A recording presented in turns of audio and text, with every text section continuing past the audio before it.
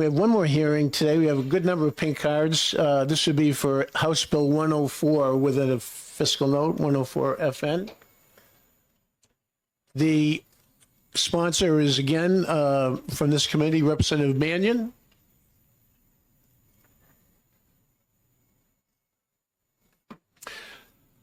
HB 104, an act relative to requiring an official declaration of war for the activation of the New Hampshire National Guard in a foreign state. Welcome back, Representative. Have at it again. All right. Thank you, Mr. Chair and members of the committee. For the record, I'm Tom Mannion, representing Hillsborough 1, Pelham. I'm also a United States Marine Corps infantry combat veteran with two deployments to Iraq with 3rd Battalion, 6th Marines. It was my experiences there that motivated me to learn about U.S. foreign policy and got me interested in politics. When I first heard about this bill last term, it was entirely within my wheelhouse, and I'm happy to bring it to this committee this term. HB 104, known as the Defend the Guard Act, will prevent the New Hampshire National Guard from being deployed to a combat zone without a formal declaration of war issued by Congress pursuant to Article 1, Section 8 of the U.S. Constitution. I believe the premise is one that just about all of us can agree with, so I'll focus on attacking the fiscal note. Firstly, it mentions federal funding may be put at, quote, risk, which is intentionally non-committal language. And after a term here in Concord, I've heard many other committees with regards to health mandates, education policy, vehicle inspections, you name it. Whenever the legislature files a bill the executive doesn't like, they're always likely to roll out the old federal money defense to try and stop it. Congress writes the checks, and no congressperson is going to commit political suicide to defending a state guard unit, especially with Senator Shaheen on the committee. Both Congressman Gosar of Arizona and Massey of Kentucky have affirmed that no member of Congress will defund any state guard when asked specifically about this bill. I'll be closing more with the fiscal note, but bear with me. Secondly, the fiscal note mentions what is known as the Montgomery Amendment of 10 U.S.C. 12301F, which states the consent of a governor described in subsections B and D may not be withheld because of any objection to location, purpose, type, or schedule of such active duty. We are not objecting on any of those grounds. We are objecting on the constitutionality of the deployment. If the purpose of the Montgomery Amendment was to completely remove the governor consent, then subsections B and D would have been amended to remove consent requirement entirely. Would anyone here argue that Governor Newsom could withhold consent on the grounds that his state is in crisis? Next, the fiscal note reads, Title 32 U.S.C. Section 108 states, quote, if within the time fixed by the president, a state fails to comply with a requirement of this title or regulation described under this title, the National Guard of the state is barred in whole or part, as the president may prescribe, from receiving money. We are not prohibiting any Title 32 activation. The section says under this title twice, meaning specifically Title 32 activation. Title 10 has no such provision. Now, foreign policy time. AUMFs. Authorizations for use of military force are the very mechanism we are challenging with this legislation. Congress has ceded its constitutional authority over war declarations to the executive branch without a constitutional amendment to do so. As such, the president has been granted powers our founders warned against when they specifically vested the power to declare war with Congress. The fiscal note correctly points out that we have not formally declared war since 1941. Opponents will say, we need the freedom to act quickly. We, as New Hampshire, have no say in what the president can do with active duty military forces who will be the first to fight. We are simply interceding between the president and our guardsmen, requiring him to first go to Congress for a formal declaration of war before he can take our sons, our daughters, our grandchildren, and our neighbors into that fight.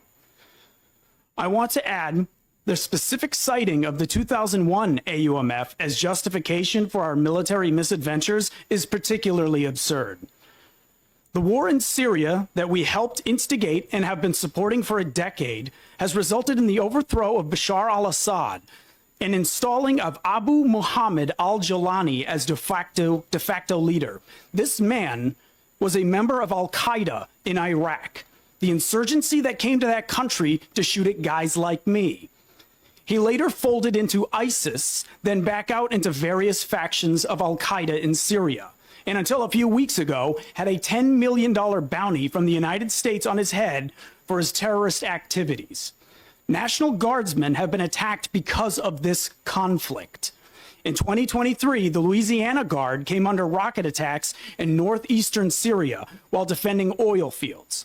And last year, Tower 22 in Jordan, right over the borders of Iraq and Syria, came under drone attack that resulted in 3 Army reservists from Georgia being killed, along with 41 National Guardsmen wounded from Arizona, California, Kentucky, and New York. And it is my understanding through the Lance Corporal Underground that the New Hampshire National Guard had returned home from that base only weeks prior to the attack. It could have easily been our guys coming home in boxes. In closing, the most important development has occurred since we passed Defend the Guard out of the House last year in a bipartisan fashion: the nomination of Pete Hegseth for Secretary of Defense. A few days after we took that bipartisan vote, Hegseth said on his Fox and Friends episode, "New Hampshire is simply pointing out that it's supposed to be Congress that declares war. It has become an executive branch function, and as a result, unless Congress declare war, New Hampshire doesn't have to send its troops to foreign wars. To me, it makes a lot of sense." I love this idea. It's my understanding he has since intensified his support for this bill, so the funding fears are more unfounded than ever when he's the guy that's going to be in charge of the Department of Defense. And with that, I'm open to any questions. Thank you, Mr. Prime Sponsor. You just mentioned Congress declaring war. So Congress passed the Tonkin Gulf Resolution in 1964 overwhelmingly. So do you see much difference between congressional resolution in support of military action as in the Tonkin Gulf Resolution or in 1991? I will share. In 1991, I was in a hole on the border of Saudi Arabia, and we were acutely aware that back here in America there was going to be a vote as to whether or not to authorize President Bush to use force. I heard later that he said he was going to use force either way. Of course, as it turned out, the Senate vote, the AUMF, yes. It passed both houses. Right. So my point, and again, you mentioned 2001. So you're looking for congressional sanction of military force. How much of a difference is there between a declaration of war? Last one was in 1942 against Bulgaria, of all people. So declaration of war by Congress or authorization of force by Congress, is there a distinction or a difference here? No, I believe that there is a very big distinction here. With the authorization for use to military force, what we're currently operating under is it allows the president to decide the start point, the end point, the targets. In the case of the 2001 AUMF, we've engaged in military activities in over 20-something countries, and we're using it even in these cases where we're literally in Syria, we're fighting on the side of al-Qaeda, who is the target of the 2001 AUMF. We have never passed an AUMF to authorize anything we've done in the Syrian conflict. And because of the broad language of 2001, they just keep looking at it like, yeah, sure, that covers it. And this has been on the books and has been tried to be repealed by one chamber or the other, but it never makes it across the finish line. The 2001 and 2002 AUMFs are still in effect to this day. We're at, what, 10 years since bin Laden died, and we're still at the 2001 AUMF, and we're helping al-Qaeda in some of these countries. And it's not limited to Syria. We helped al-Qaeda in Libya. We're helping al-Qaeda in Yemen against the Houthis. Like, we decide who our enemies are at the whim of the day. It's ridiculous. To be clear, if there was a declaration of war, you would have no issue with the National Guard, New Hampshire National. Okay. We just want them to follow the constitutional process, because then we can hold our legislators accountable and we can vote them out. Questions? Other questions? Representative Seibert. Oh, sorry about that. Okay, so while I agree with the messaging this is aiming towards, I do have to say that, well, you just mentioned, I believe it was Pete Hegseth is the name? Hegseth, yes. Yeah, I hadn't heard about that appointment yet. But so if he's in favor of this, why would we not do this as a resolution? And especially being the sponsor of this bill, try not to get this done on the national scale so that it goes into effect for everybody and, you know, work with our delegation on that. So I love the question. So the one thing I would say is Hegseth won't be Secretary of Defense forever. We need to make sure that we put these guardrails in place now. And once we break the dam, there are dozens of states lined up with similar legislation that are just waiting for the first person to go. I would love New Hampshire to be the first state to pass this. It has passed out of the upper chamber in 2 other states, and we pass it out of the lower chamber here. It's looking like it's probably going to pass the same chambers as before. I would love to do it again. As far as the discussion about a House resolution to either repeal the War Powers Act, or more specifically, asking for repeal of the War Powers Act is a big ask. A smaller ask is the 2001-2002 AUMF repeals. As I mentioned a little bit ago, they have tried for the last 20 years to try to repeal these AUMFs. It goes nowhere. Begging the federal government to fix this is why the Defend the Guard Act came about in the first place, because they kept the guys behind it, the veterans behind this, have been smashing their face against the walls of Congress, asking them to repeal these AUMFs, and they have done nothing. It is now time for the states to act in whatever way we can to stop these forever wars. Follow up. Yeah, so just to that tune, I mean, I think it's worth a shot, though, because right now, you know, political climates definitely change from time to time. And right now, it might be a time when we have that chance to do that. I would be more than happy to file a House resolution next term if you would be my co-sponsor. I would love this for a bipartisan House resolution to repeal the 2001-2002 AUMFs. I would be happy to do that. Thank you.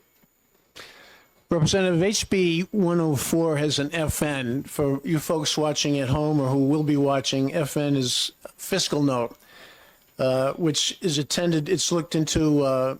Researchers, OLS, Office of Legislative Services, will look into the projected costs of the measures that we put in, if there is one. The FN, the fiscal note for this measure, is $55 million. That's one of the bigger fiscal notes I've ever seen. Can you speak to the significance of the? Sure. Would that cost us $55 million? I have held true since the very first time I've ever testified on this bill that is something to scare us into compliance with the military-industrial complex. They want us to be scared. They don't want us to pass this. They don't want the states to assert their rights over their National Guard and to bring challenges to the Supreme Court that would disrupt the status quo.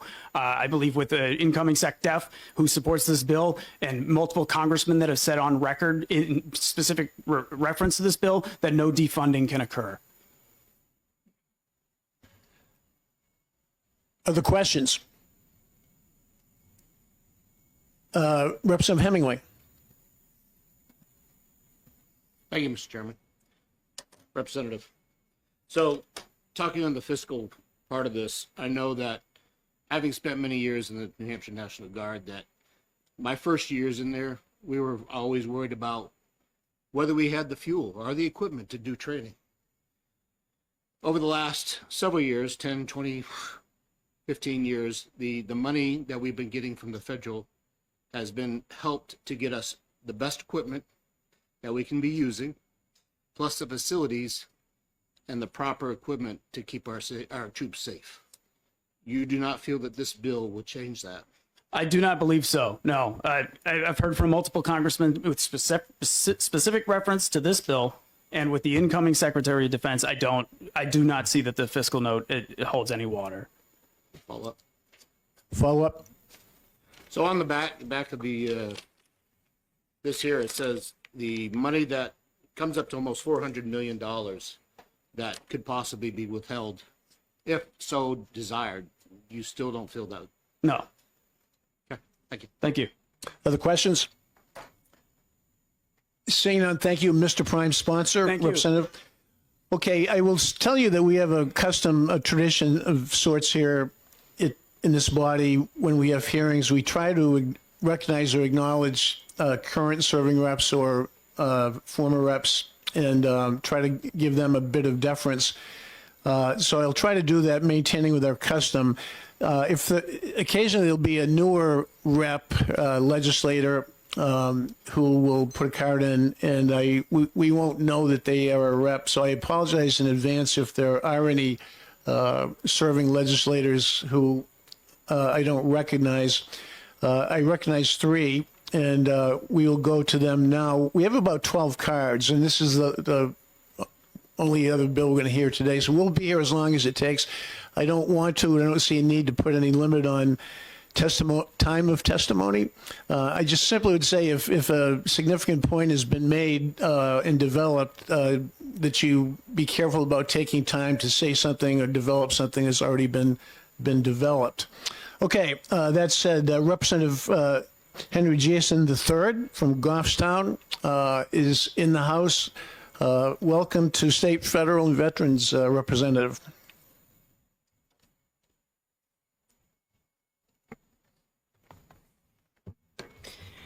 Thank you, Mr. Chair. So some of you may or may not know, I did 24 years in the Army myself. I retired from operations in the Massachusetts National Guard. I worked as an operations sergeant. So I have seen some of the effects of what happens when the National Guard is not available and ready when the federal government calls. And I just want to speak to those things from that position as a subject matter expert who worked in the field. Again, the last 15 years of my career were in human resources, recruiting, retention, and in operations. So once every quarter, each of your National Guard units has to submit a report on their readiness. That report encompasses equipment, maintenance, personnel health issues. If somebody's non-deployable because of an injury or pregnancy or something, if somebody's still in the training cycle, if somebody doesn't have the skills that they need to do their job, those are all reported. Funding for the state National Guard, 80% comes from the federal government, and almost all of the equipment belongs to the federal government. So the things that I'll touch on real quick are equipment maintenance and personnel readiness, and those are going to be used as the excuses to make the cross-leveling transfers look like it's non-punitive. We fly these helicopters on training missions. We put in for maintenance requests. If parts get allocated to other states because their states are on the deployability matrix, we're not able to keep those helicopters in the air. We have to report that as a maintenance deficiency. We report that as a maintenance deficiency too many times. Those helicopters are going to another National Guard along with the pilot allocations. If we can't get our pilots in the air often enough, they lose their flight credentials.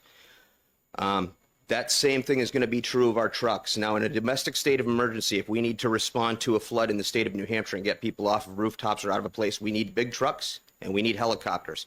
Those are the first 2 resources we're likely to see problems with. In terms of personnel, we're talking about careers and we're talking about real people. It's important to understand that through NGB, the Department of Defense owns these training seats. National Guard members don't have anything on their uniform that says National Guard. They go to Army basic training. They go to Air Force basic training for the Air Guard side of the house. I apologize to my Air Guard companions. I was in the Army, so I usually refer soldiers.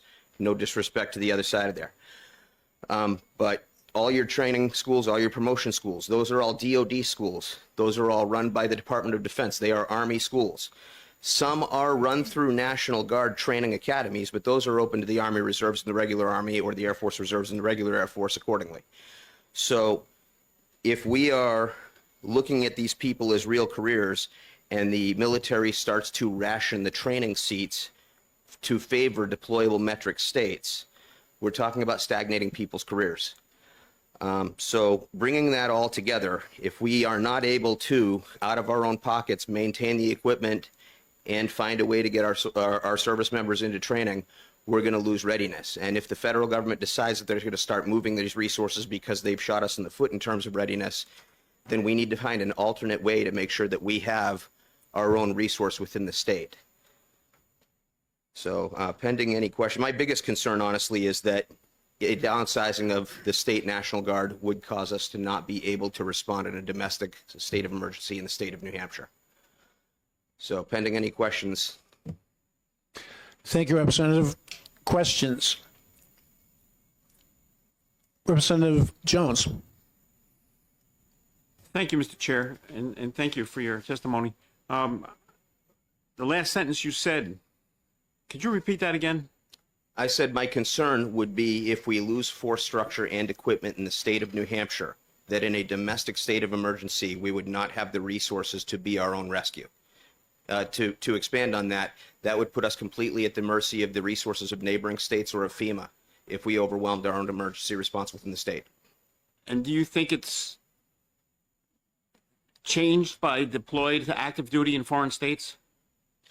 They are Is only that going to allowed- have an effect on it? It can have an effect on it. They're not allowed to deploy the majority of the National Guard at the same time.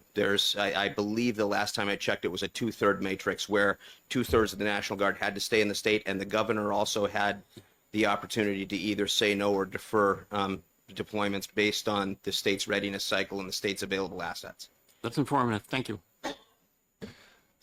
So, Representative, what I'm hearing, and correct me if I'm not correct in what I'm paraphrasing your testimony is stating, you're saying that this measure could conceivably degrade the Guard, which would threaten the ability of the New Hampshire National Guard to conduct local missions. Is that That is my 5-year concern, Mr. Chair.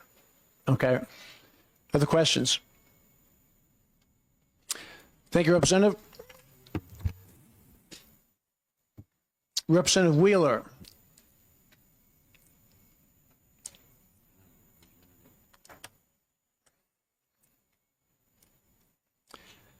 Welcome, Representative Wheeler, who is in support of the bill.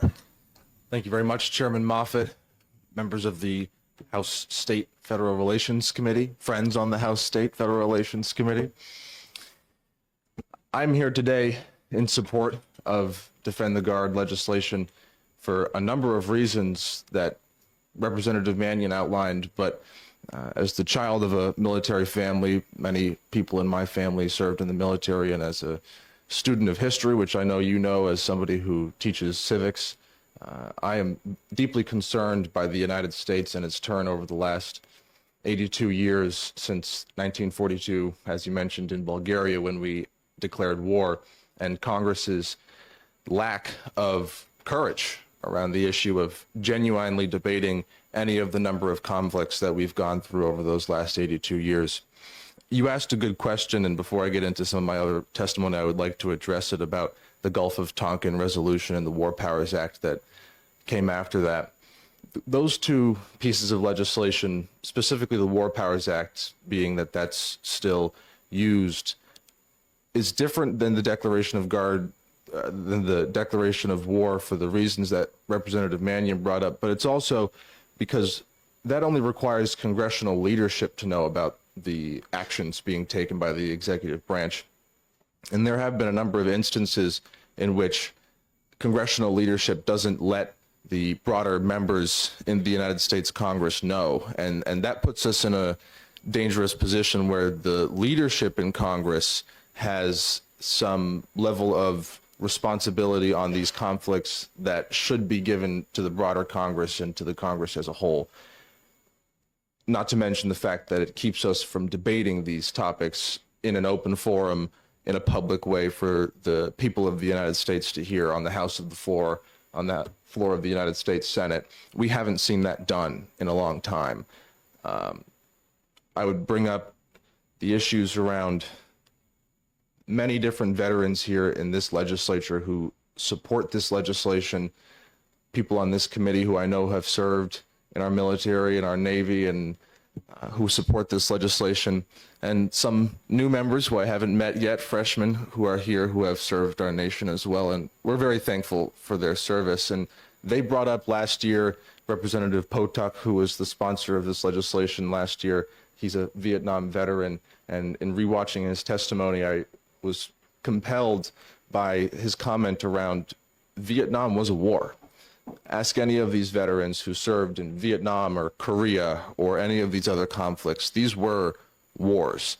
And for Congress not to do its duty as outlined in the United States Constitution and debate these issues and declare war before sending our 18, 19, 20-year-old boys out to the jungle, I think is a moral travesty in the United States of America. And it's put us, from a foreign policy perspective, if you were looking at it not from the Defense Department perspective, but from the State Department's perspective, in a really hard position diplomatically. When nations see that we are willing to unilaterally go after sovereign nations for no reason whatsoever, such as Iraq, based off of a lie, then they get worried, and the stability of the world is shaky, because the United States is the most powerful country on the face of the planet, not just because of our military, our technology, our people, our prowess, but because of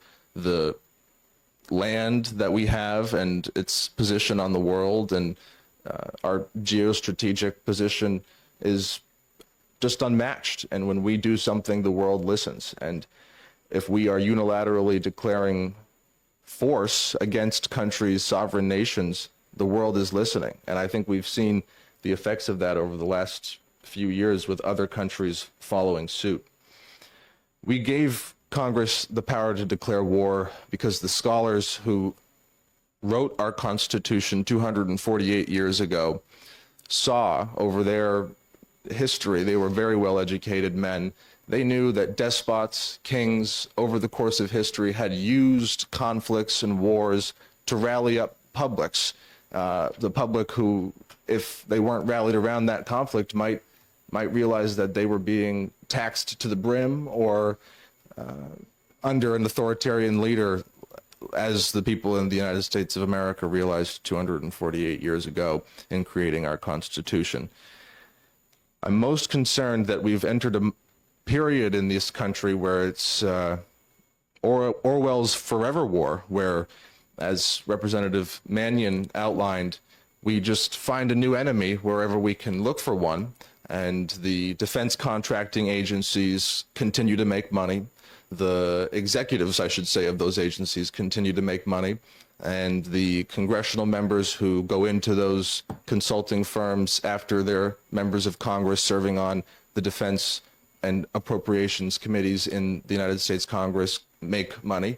And the generals who have sold out their boys, their men and women who are in their brass, who go on to serve and make money in the defense contracting agency, the military brass, the veterans who are on the ground, the people who know what it's like to be denied service by the VA, who are going through what the effects are of the United States of America doing these wars and then not paying attention or caring about the people who served in those wars.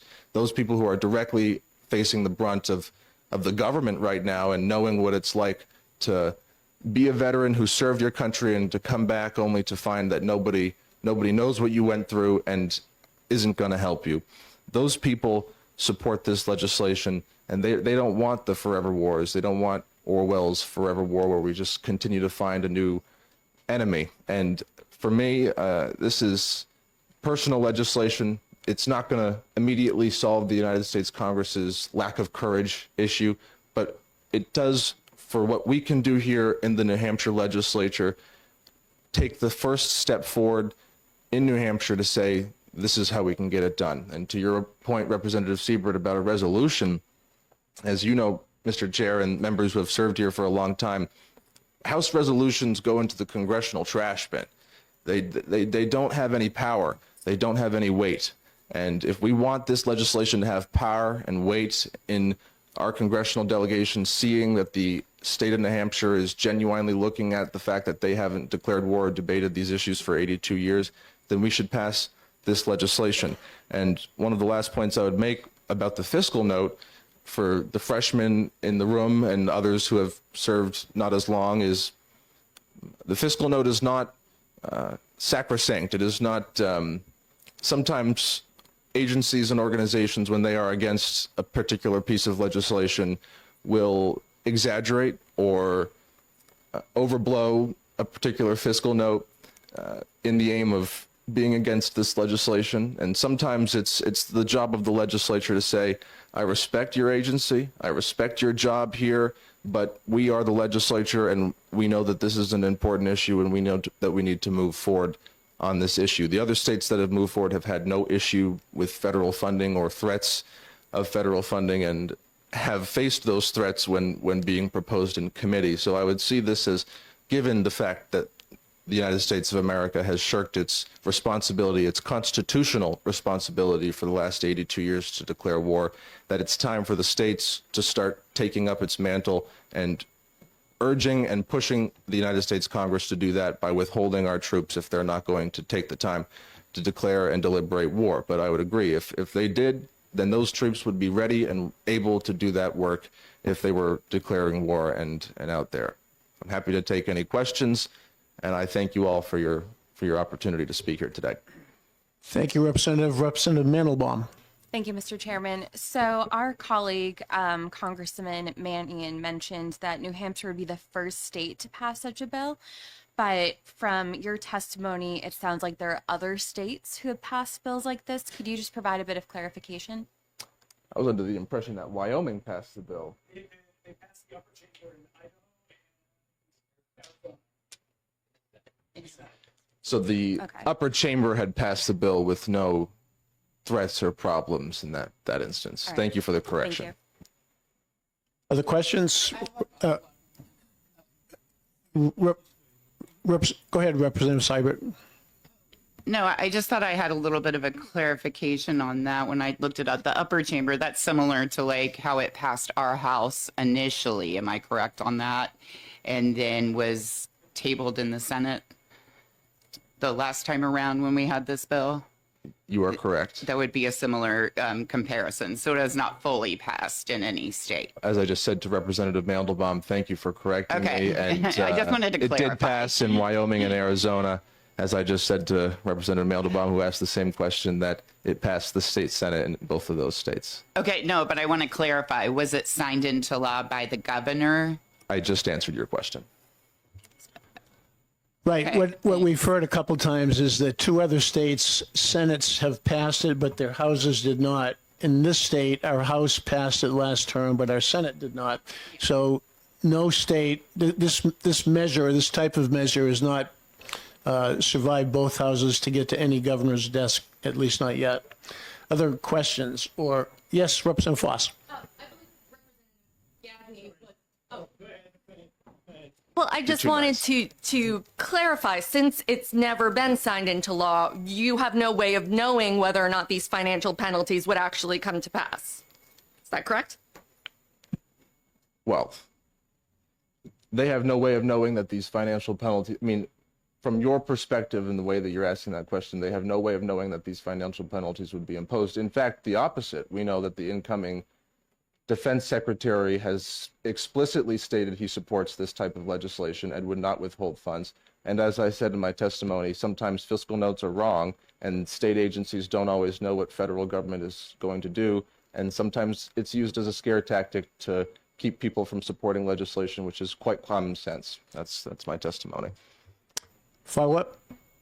But just to clarify again, prospective Secretary of Defense Pete Hikes has also said that women shouldn't serve in combat and then walked that back. So are you saying that we should just assume that what he said before he got confirmed on Fox News is what's actually going to happen? I think you're asking a question from a political lens that I'm not going to answer because it's frivolous and not to the point of the legislation that we're discussing here today. Representative Gagne. Thank you, Mr. Chairman. Thank you, Representative Wheeler. Good to see you again. Always good to see you. First of all, just one comment. I don't think the federal government will ever get rid of the National Guard because they're going to need us. It's number one. Number two, I know you're a young guy, but I was 14 in 1958 when the outgoing President Eisenhower warned us about the military-industrial complex. Could you speak on that? I could, Representative Gagne. You and I didn't even coordinate this. That's beautiful, but what I did forget in my testimony. Excuse me, Representative. I want to get into this. I want to make sure our focus is on the measure at hand, and I think it could be I think I get Representative Gagne's point. It's about, a quick. Sure. So quick let's point. let's go ahead and develop And that. I think what Representative Gagné was saying is absolutely pertinent to what we were talking about here. And what President Eisenhower said in 1952 in his farewell address to the American public, this is a piece to that, one paragraph of that address, which I urge this committee to go read. It is pertinent in more than one way to what this country is facing right now. He said, quote, "This conjunction of an immense military establishment and a large arms industry is new in the American experience. The total influence, economic, political, even spiritual, is felt in every city, every state house, every office of the federal government. We recognize the imperative need for this development, yet we toil, yet we must not fail to comprehend its grave implications. Our toil, resources, and livelihood are all involved. So is the very structure of our society. In the councils of government, we must guard against the acquisition of unwarranted influence, whether sought or unsought, by the military-industrial complex. The potential for the disastrous rise of misplaced power exists and will persist." And what he was discussing there is that reality that we have seen over the last 82 years, where a Congress which has a constitutional duty as outlined 248 years ago in our founding documents, have shirked that duty to defense contracting agencies which have gone about and proposed illegal wars that have killed millions of people and left our service members and industries feeling like this country doesn't work for them anymore. Other questions? Representative Seibert. So we have multiple pretty large contracts with companies here that reside in the state of New Hampshire.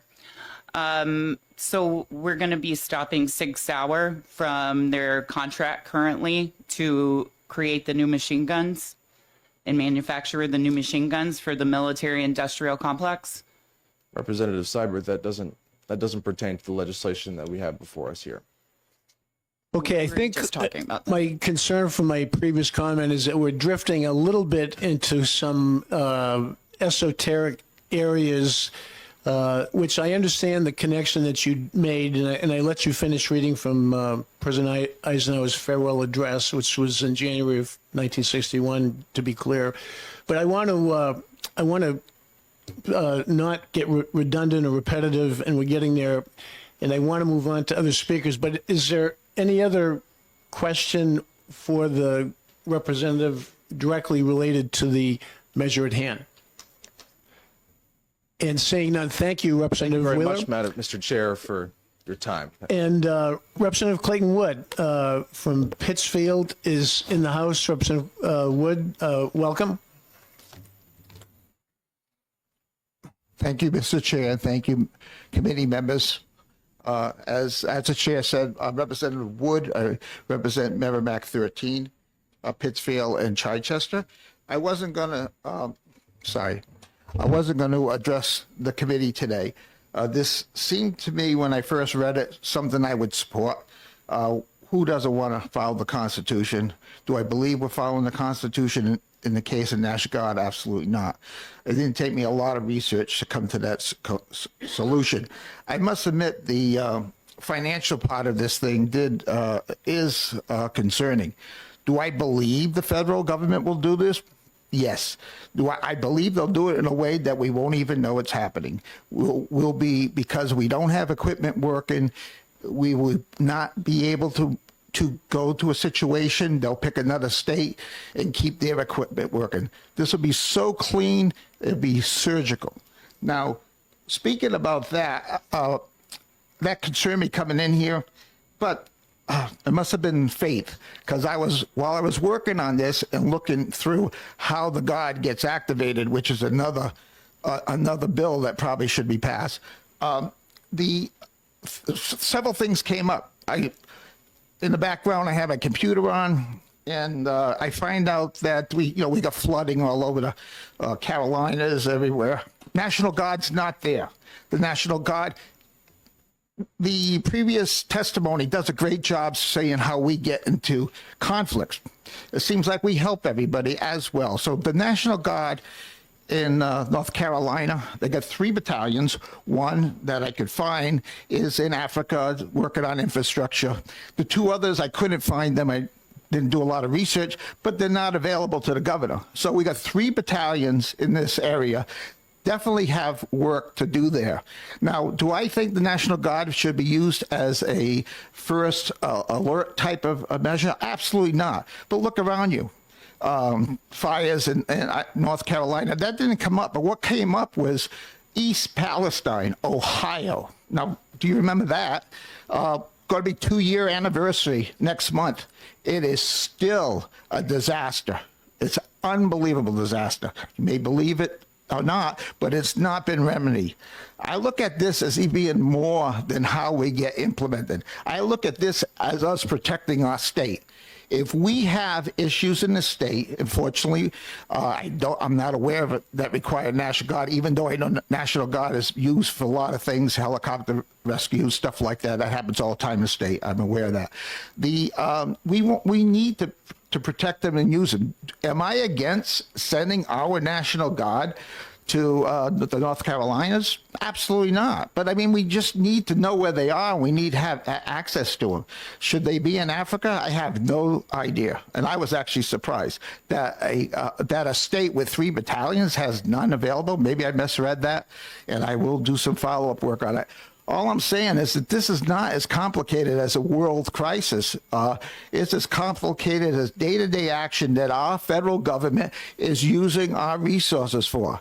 And you know, I know they pay a lot for those resources, but they're not available to take care of this country. So I figured all that coincidence, I had to at least pass it on to this board. Thank you so much for letting me testify, and I will entertain any questions. I think the previous speakers have done a great job, by the way. Thank you.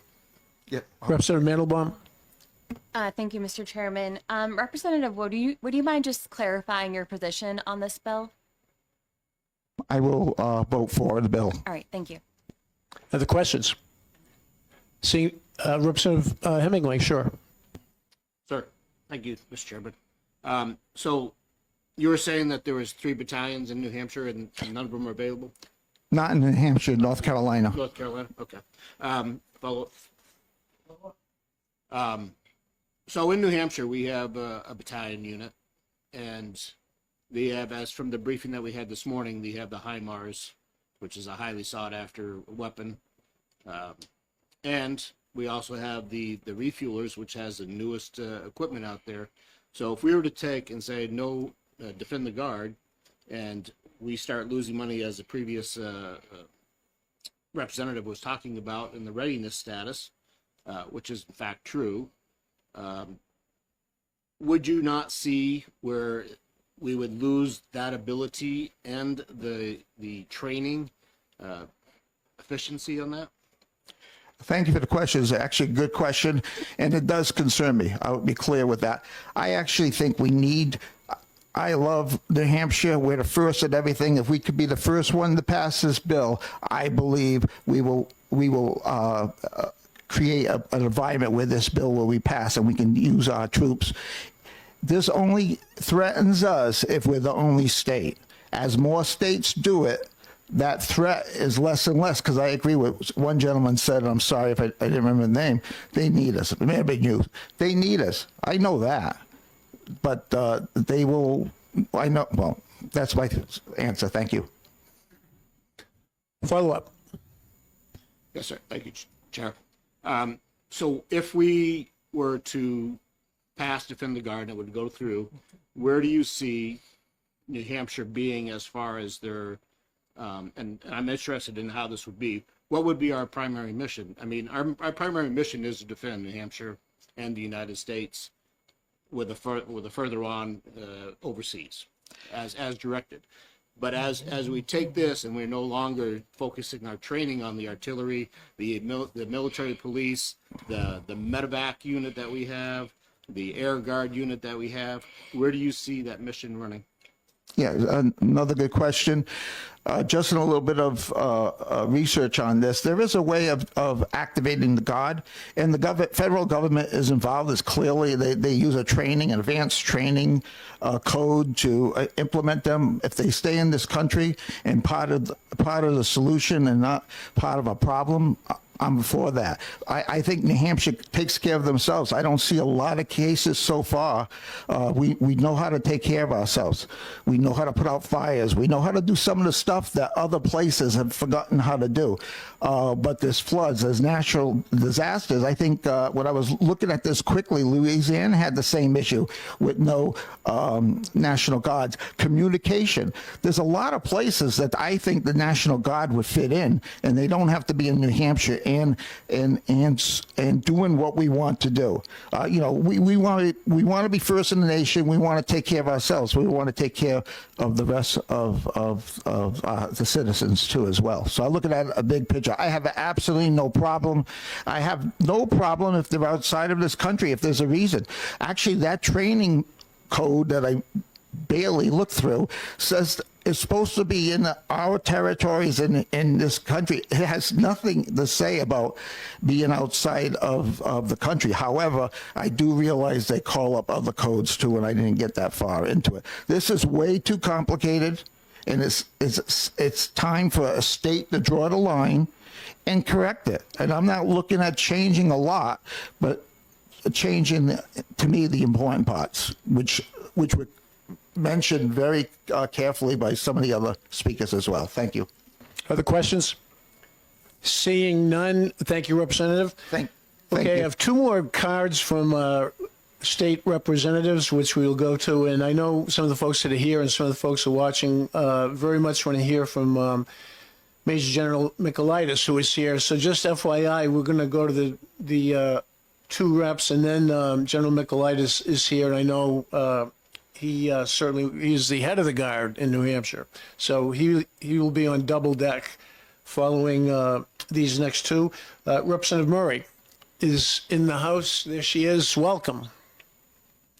She supports the bill and has asked for 2 minutes. Thank you, Mr. Chair, and thank you to the committee members for hearing me today. I don't want to repeat too much of what my colleagues have already said, but I do want to focus in on this part around the financials and the constitutionality of this. Just based on the facts, Congress is unconstitutionally delegating their responsibilities to the president, whether it's through the authorization for the use of military force or through the War Powers Resolution. Both of those are unconstitutional. So that's an abdication of their duties as our representatives in Congress. That should not be happening, like point blank, period. And for me, this is so interesting to look at, especially being here in New Hampshire.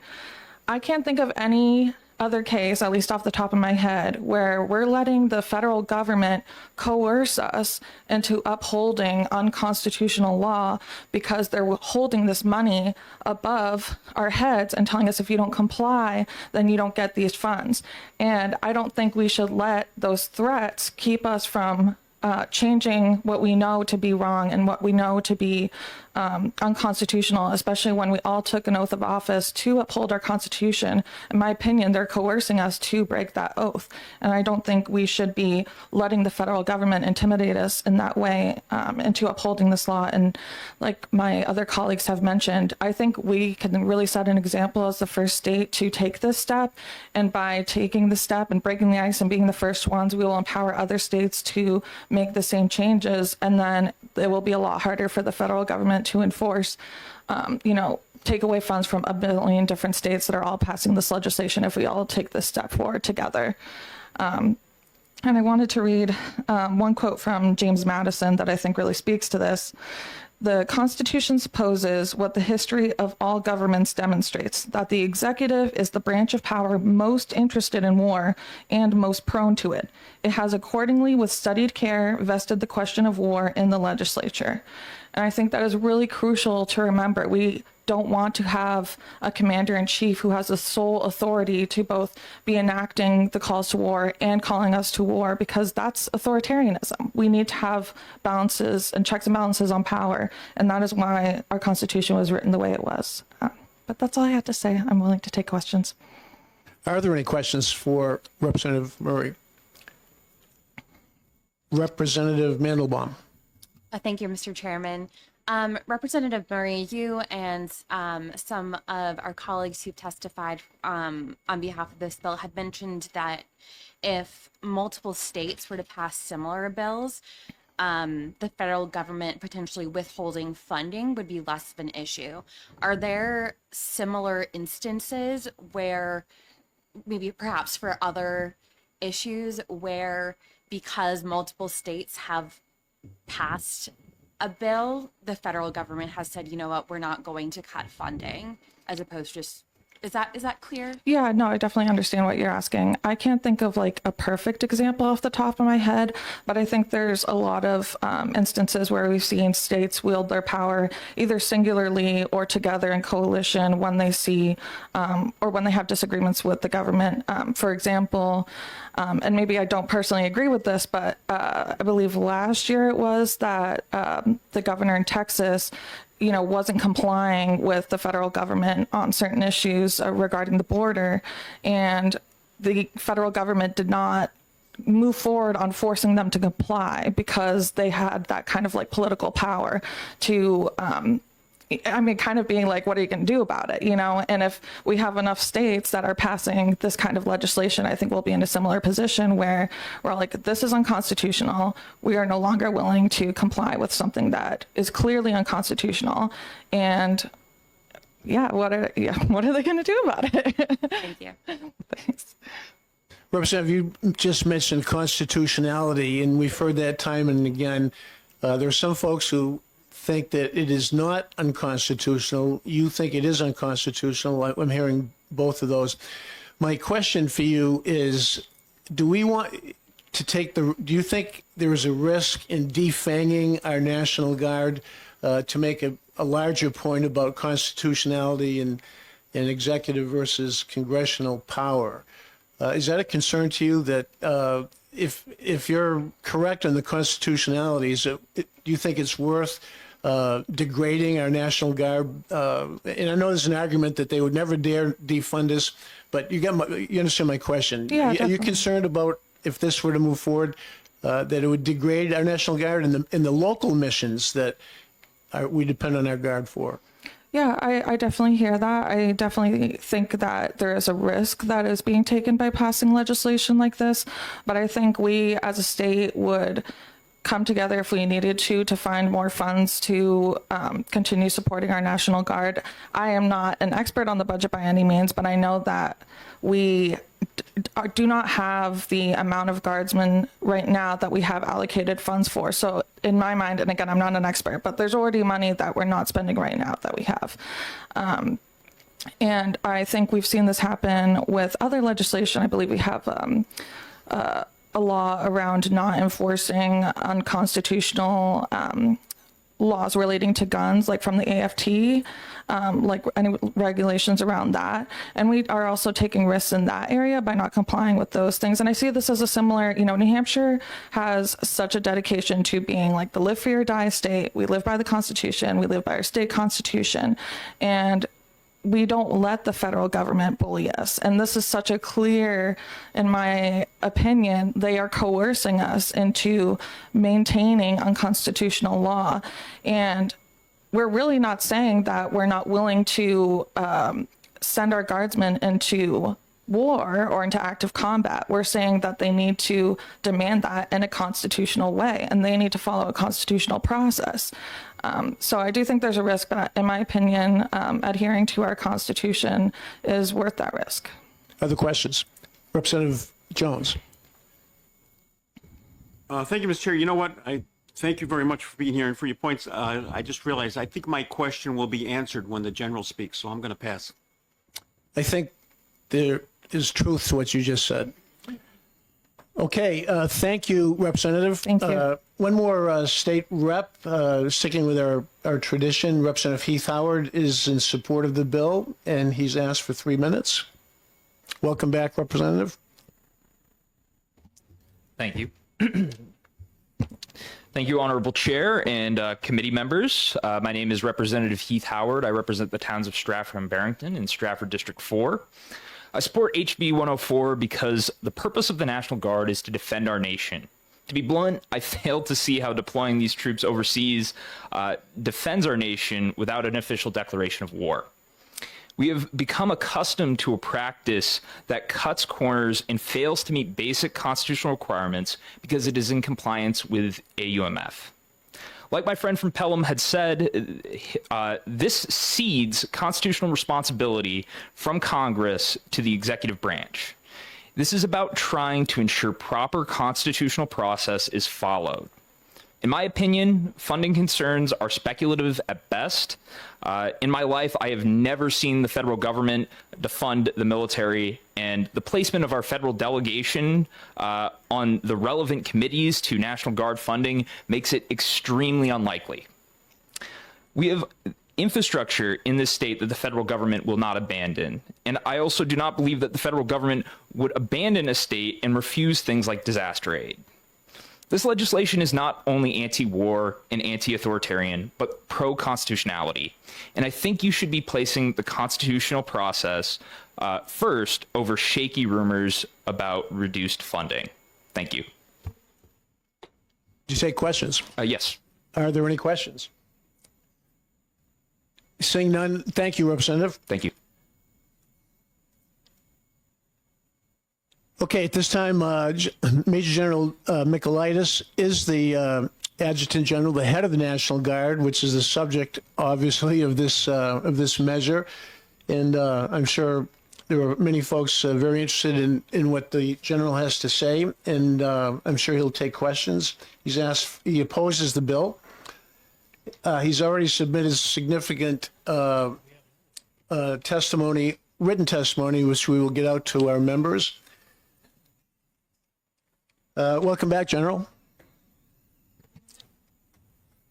Thank you, sir. For the record, Major General David Michaelitis, the Adjutant General for the New Hampshire National Guard. So in front of you is written testimony. I sent that in advance, but in addition to the back of that document is what's called Public Law 107-40. Congress passed it in 2001, which discusses the authorization of use of military force. So let's take a step back, and a lot has been said. Let's try to distill this into two big buckets. One is, my first thing I would offer to you is, when you read that the public law, this bill being opposed is the wrong legislation in the wrong legislative body.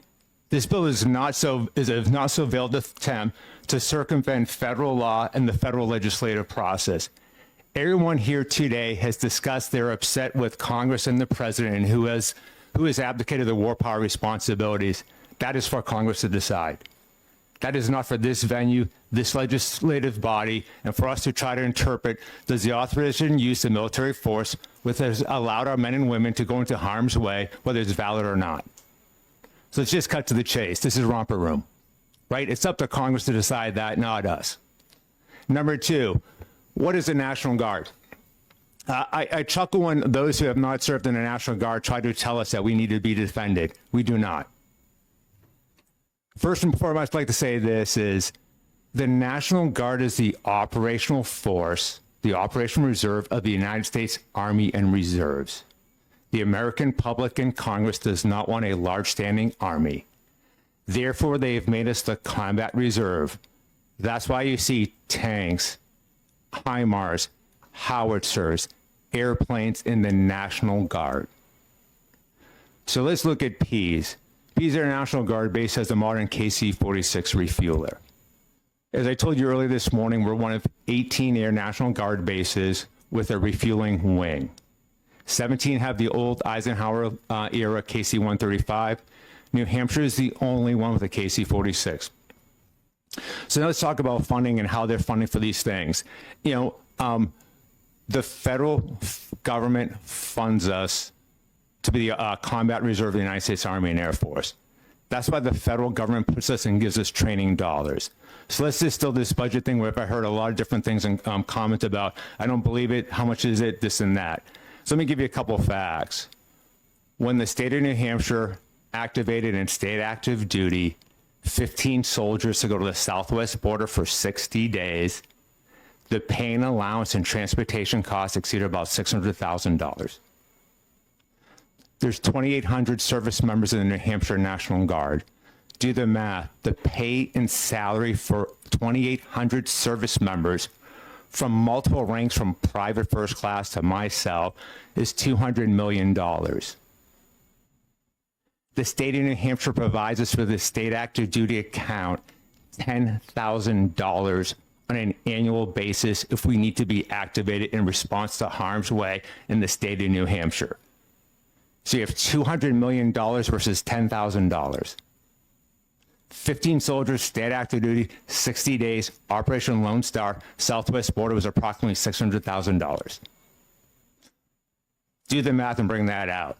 So they say, hey, Congress isn't going to take your money. We're going to be New Hampshire. You all understand we're the 4th smallest National Guard per capita in the entire country, with 2 congressional members and 2 senators. We are not New York. We are not Texas. We are not California. If you decide to go first, I would caution you with these anecdotes from the National Defense Authorization Act, with Congress just passed this year. Think of these 2 little, like these vignettes. First one is, everyone understands the Space Force was established approximately 5-6 years ago. And if you understand a little bit, you know, the National Guard were like a Space National Guard. Why is that? Because 7 states have Air National Guard units with a space mission, which approximately equals 1,100 airmen. Congress just gave the authorization for the Secretary of the Air Force to take those units from those states without a governor's consent. So when you think you're going to tell the federal government that, hey, we don't want to play by your rules and we don't need your $395 million, that's pay, allowances, equipment, training, infrastructure support, you know, that's what I would offer you too. The second thing is, in addition to the example what the Space National Guard is, so generally speaking, we are super proud of Pease Air National Guard Base. And I told you many times, we're the only Air National Guard wing with a KC-46 refueler. Conceptually, each state in the past has been given an Air Guard wing with a flying mission. Over the last decade or two, airplanes cost a lot of money. Every state no longer has a flying mission, and then states are vying for that airplane or a flying mission. Again, Congress in this past National Defense Authorization Act just gave the F-15s in the DC National Guard to the Maryland Air National Guard because Maryland lost their A-10s because they're being divested. So if you don't think Congress will move equipment across state lines because the 4 smallest states are going to tell them we don't like your interpretation of was that constitutional, unconstitutional, I would warn you against that.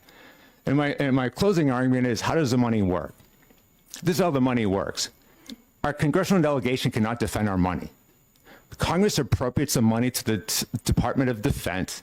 Department of Defense appropriates down to this National Guard Bureau that gives it that appropriation to the Army and Air National Guard respectively.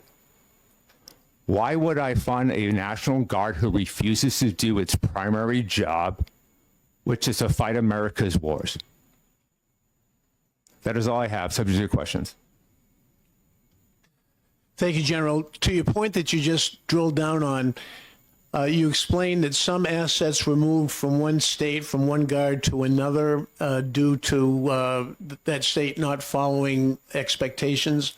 Now, an argument we heard last term, we've heard today, is that we've been told that we shouldn't worry about losing federal funding, that the feds would never dare to do that. So you kind of just spoke to that, but do you think there's some truth to the notion that the feds, push comes to shove, would not dare defund us? Why would they want to fund us when we wouldn't do our job? Our job is to be the combat reserve of the United States Army and Air Force, which is fight our nation's wars. Regardless of how you think, what war or conflict we are in, that is not by decision. right? I follow the lawful orders of my commander in chief, whether it's the governor or the president of this country. So we have HIMARS, we have refuelers, we have cannon artillery. What domestic emergency would we use that for? What, an argument with the Canadians if we lose a hockey game? Other questions? Representative Mandelbaum. Thank you, Mr. Chairman. So, a hypothetical situation for you. So, if New Hampshire were to pass such a bill, and our National Guard would not be deployed overseas unless Congress passes a declaration of war. If other states wanted to use some of our resources to go to a foreign state, for instance, if they were to use some of our refueling capabilities on the way overseas, do you know if this bill would prevent that? So, like, preventing us from contributing in any way to? Ma'am, if I understand it correctly, I think the answer is yes. Okay. So think of it like this: I would offer to you that this would close Pease Air National Guard base. Okay. Wow. Thank you. Other questions? Representative Hemingway. Major General Michaelitis. Thank you. Thank you, Chair. So as we go down here, and I know this kind of goes into your background a little bit, Edward Cross Center, how was that built? 100% federal funds. Follow on. So when we redid the building one, how was that funded? 100% federal funds. Yeah. When we redid the airfield in Manchester, how was that funded? 100% federal funds. And so, in your opinion, if we were to go ahead and pass this bill, do you think you would have the money for those buildings in that time frame that? No. No. One more follow-up. Sure. As I asked the other representative, what would be the mission of New Hampshire National Guard if we were to go ahead and pass this bill? We wouldn't have a federal mission, and we would be so think of it like this, right? The federal government funds 100% of the salaries for the soldiers and airmen in the New Hampshire National Guard. The federal government funds and there's a cost share, 100% of our maintenance facilities to maintain our helicopters and our wheeled vehicles, 100% of the aircraft at Pease, and then there's a lower cost share for like our armories. So an armory, those 18 armories that we discussed earlier today, they have a 50-50 federal general fund cost share. I would offer to you, when we say, hey, the fiscal note is vague, because we can't sort of calculate the significant ramifications here. The $55 million is really our operating budget. So think of it like this. Our operating budget for this department is about $32 million federal, $7 million state. Our capital appropriation is generally about an 80-20 mix where we probably bring in about 30 to 40 million of federal dollars with about a $10 million state general fund cost share. But all the equipment and to maintain it, all the salaries are all 100% federally funded. Representative Gagne. Thank you, Mr. Chairman. Thank you for taking my question. Talking about the money, I imagine that you and the people working with you bring forth a budget, what you need, right? Yes, sir. To the feds. Do you get 100% of what you ask for? We're in a continuing resolution right now. So we're in a continuing resolution right now. There are significant fiscal pressures on the federal budget. We're generally given sufficient funds to pay our service members and operate the equipment which they give us.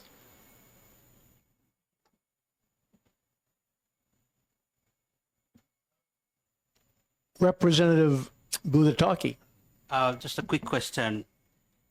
So we had HB 55 just before, and now we are talking about 104, HB 104 FN. Major General, do you think that we are discussing how to disentangle or get away from the federal government or from the union? Do you sense that? No. That was a short answer. Other questions? Yes. Representative Jones. Thank you. Thank you, Mr. Chair, and thank you, gentlemen, for being here. A recruiting-based question. Why is it that certain people want the National Guard instead of going to another branch of the military? I'm sure your recruiters are telling people certain things about, I don't want to say too much, about not having to go to war overseas and stuff like that. And that's part of what they're looking for. I think I need your language better than mine.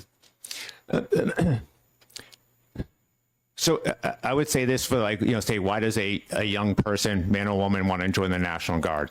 I would generally say what we discussed earlier this morning was a sense of purpose or service, something bigger than themselves. And number two is those educational opportunities. So a person can, one of our lines is you can live, learn, and serve here in the state of New Hampshire, right? And the beauty of the National Guard is we're the only service with a dual mission, right? With a commander-in-chief who's the governor of the state of New Hampshire, and obviously when called to Title X active duty, the President of the United States. So, our soldiers, when they do search and rescues in the state of New Hampshire, when we had almost 800 soldiers and service members supporting the state of New Hampshire during COVID, people want to help their community. And that's what they see by their service in this state. Other questions?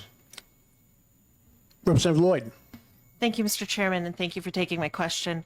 Currently, as it stands right now, if our New Hampshire National Guard is called over to serve overseas or move overseas, would the governor be able to say, no, we don't really want to send New Hampshire National Guard? I think we have a difference of opinion between the bill sponsor. It's our opinion based upon U.S. code that the governor does not have a say. When you're activated on Title X active duty, the governor does not have a say. Other questions? Sina, thank you so much, General, for your testimony, for being here today, this morning, and this afternoon. I have 9 more cards, and we'll stay here as long as it takes for everyone to say what they desire to say. Again, I would just ask that you not spend a lot of time reiterating points that we've already heard.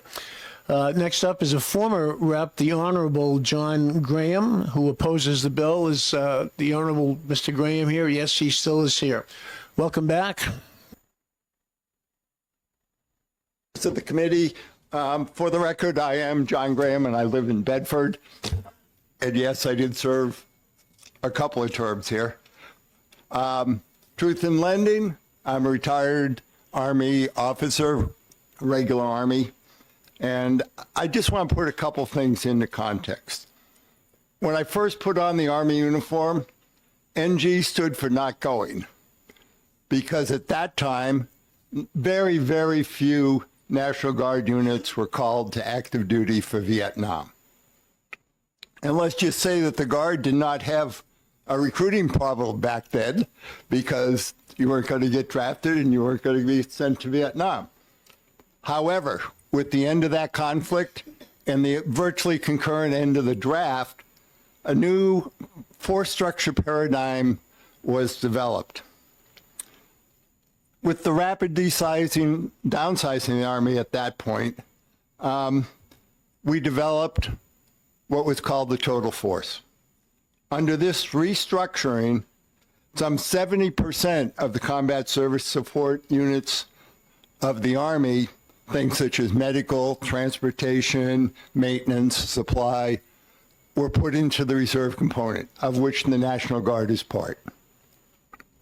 Additionally, it was understood that these units, as well as the combat units in the Guard, would be deployed with the active forces during any crisis.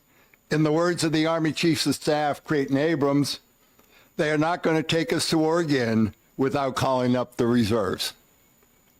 Just a reminder that this type of restructuring was possible only by act of Congress.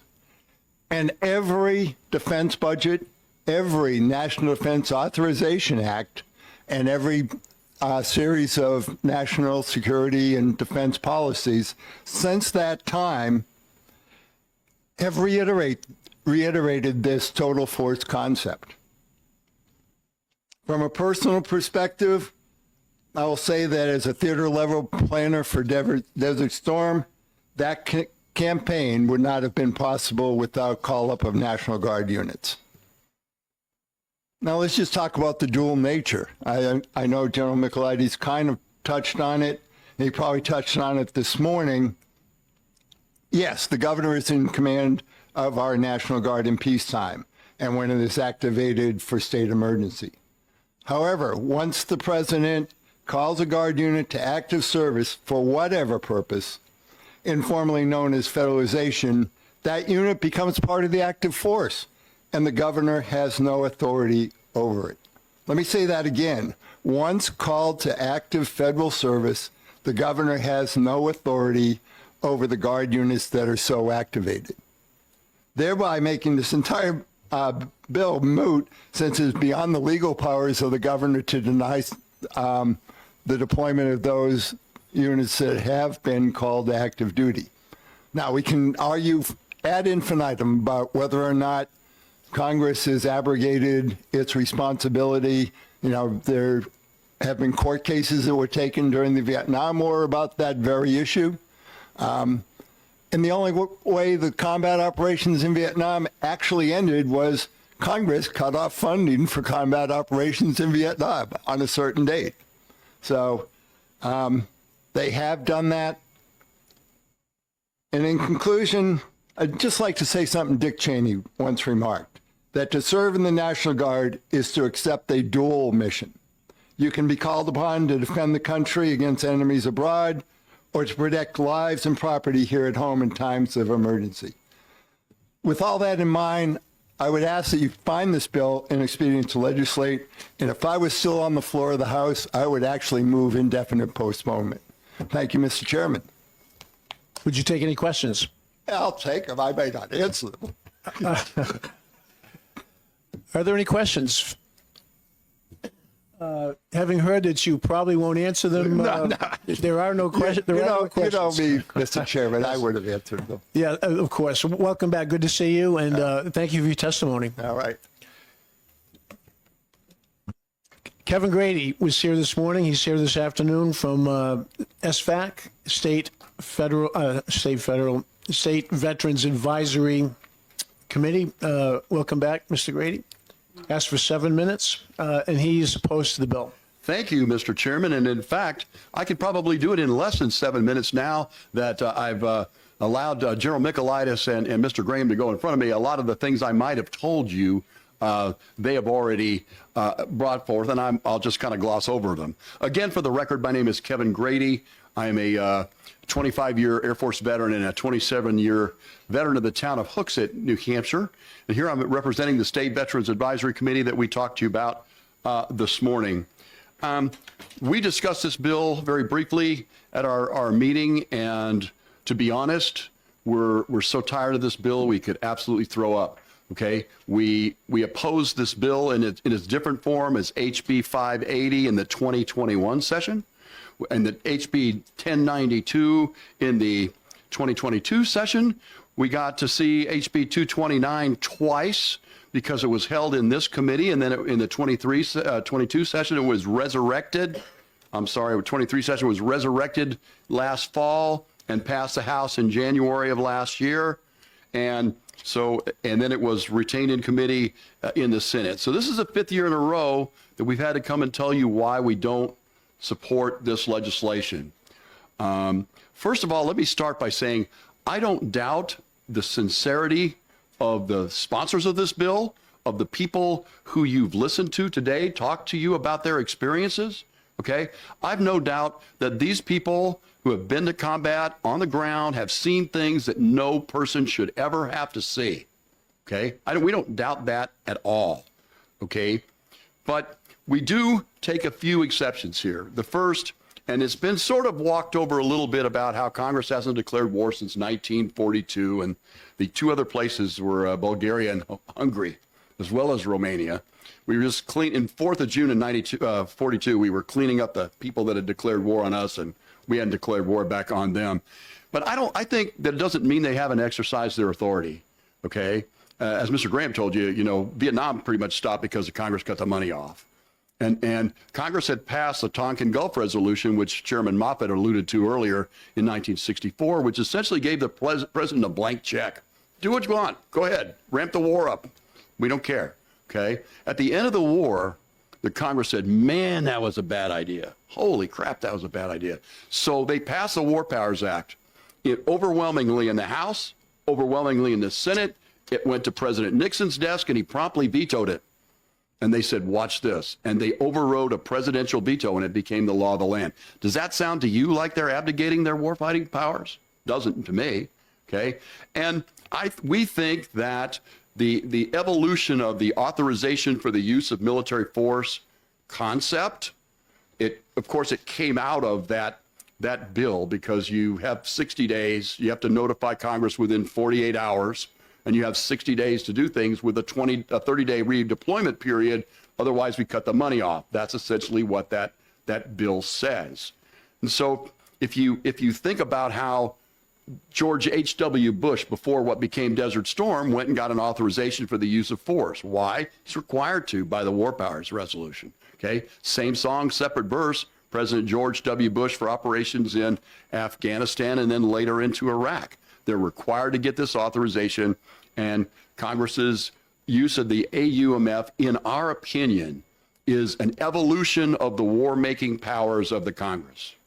It is a recognition of the fact that the founding fathers would not recognize what the world looks like today. Airplanes, aircraft carriers, stuff happening in space. The U.S. is as arguably the economic superpower of the world and probably the military superpower of the world as well in terms of capabilities. Okay? They would never have recognized this place. So back in the 1940s, when we had to do things like draft people, when we had to do things like rations, and we had to do things like, I know your factory wants to make this, but we need you to make this for the war effort. We don't have to do any of that anymore. We don't have to do any of that anymore to make sure that our interests are protected wherever we think that they need to be protected. Now, we've listened to a lot of different things about at the Congress, they're doing this, they're doing that. Yes, and it's all at the congressional level between the Congress and the president. We are not going to solve this problem from around this table in New Hampshire. I'm sorry, we're not. It's just not going to happen. Okay, when I was in the Air Force back in the dawn of time, the National Guard got the airplanes that the Air Force was all done with and didn't want to fly anymore. And they did great work with them, and they lasted a long time. Now look around you.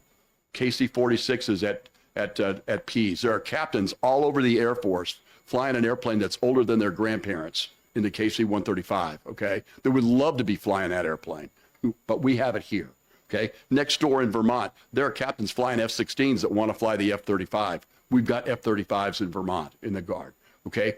When we downsized after Desert Storm, and Mr. Graham alluded to this total force concept, we basically said we're going to transfer a lot of the really great capabilities we have to the Guard. So the Guard is not a nice to have anymore, if it ever was. It's a must have.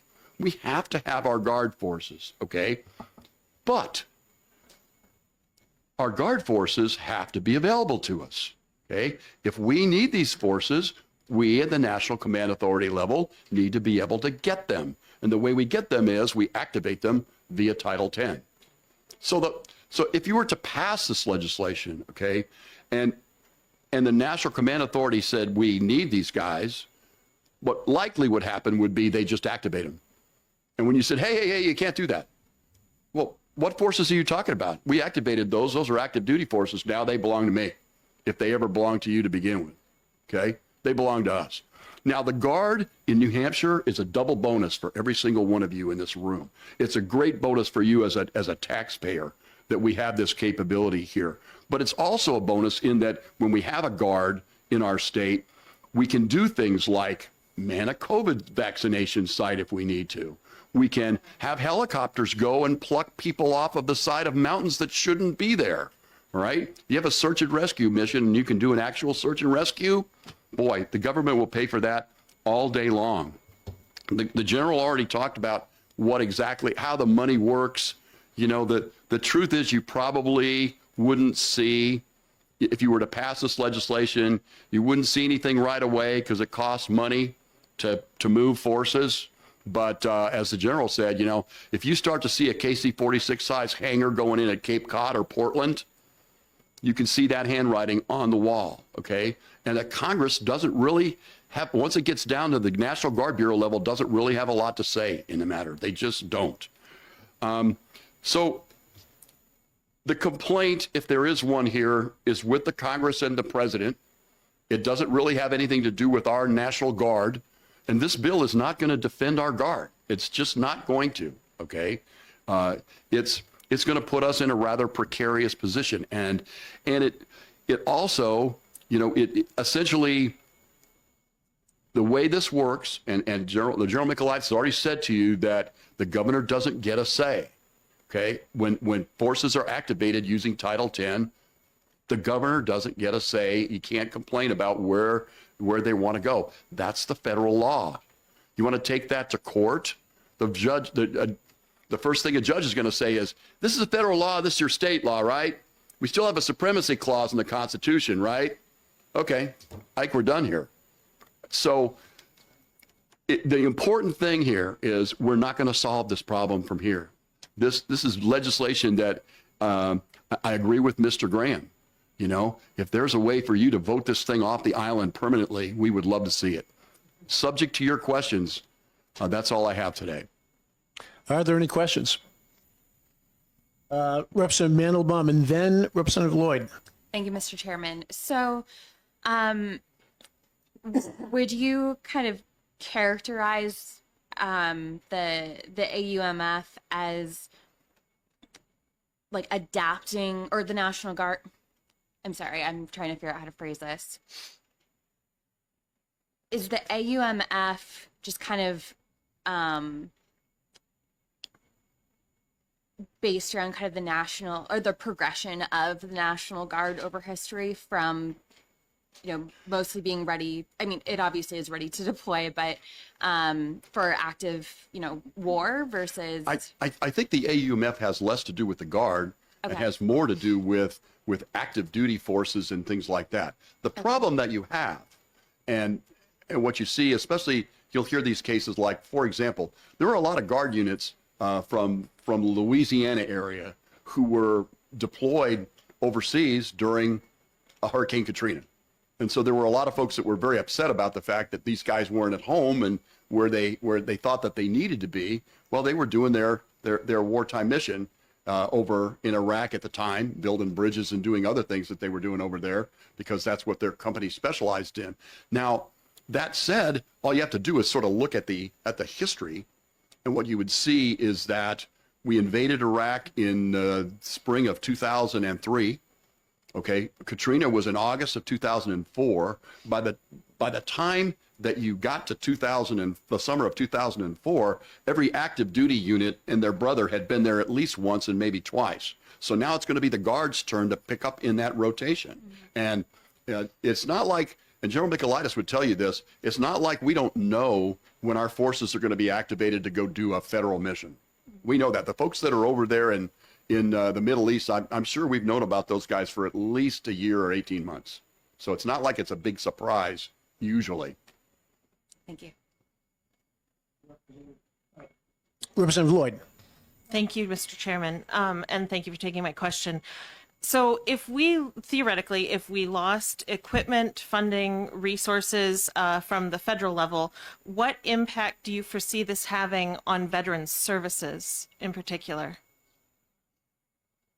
That's a hard one to measure, because with the authorizations for essentially all of DMAVs are being paid right now, you know, helped out by the federal government. So that's a tough question for me to answer. It probably might be easier for the general to answer that question. But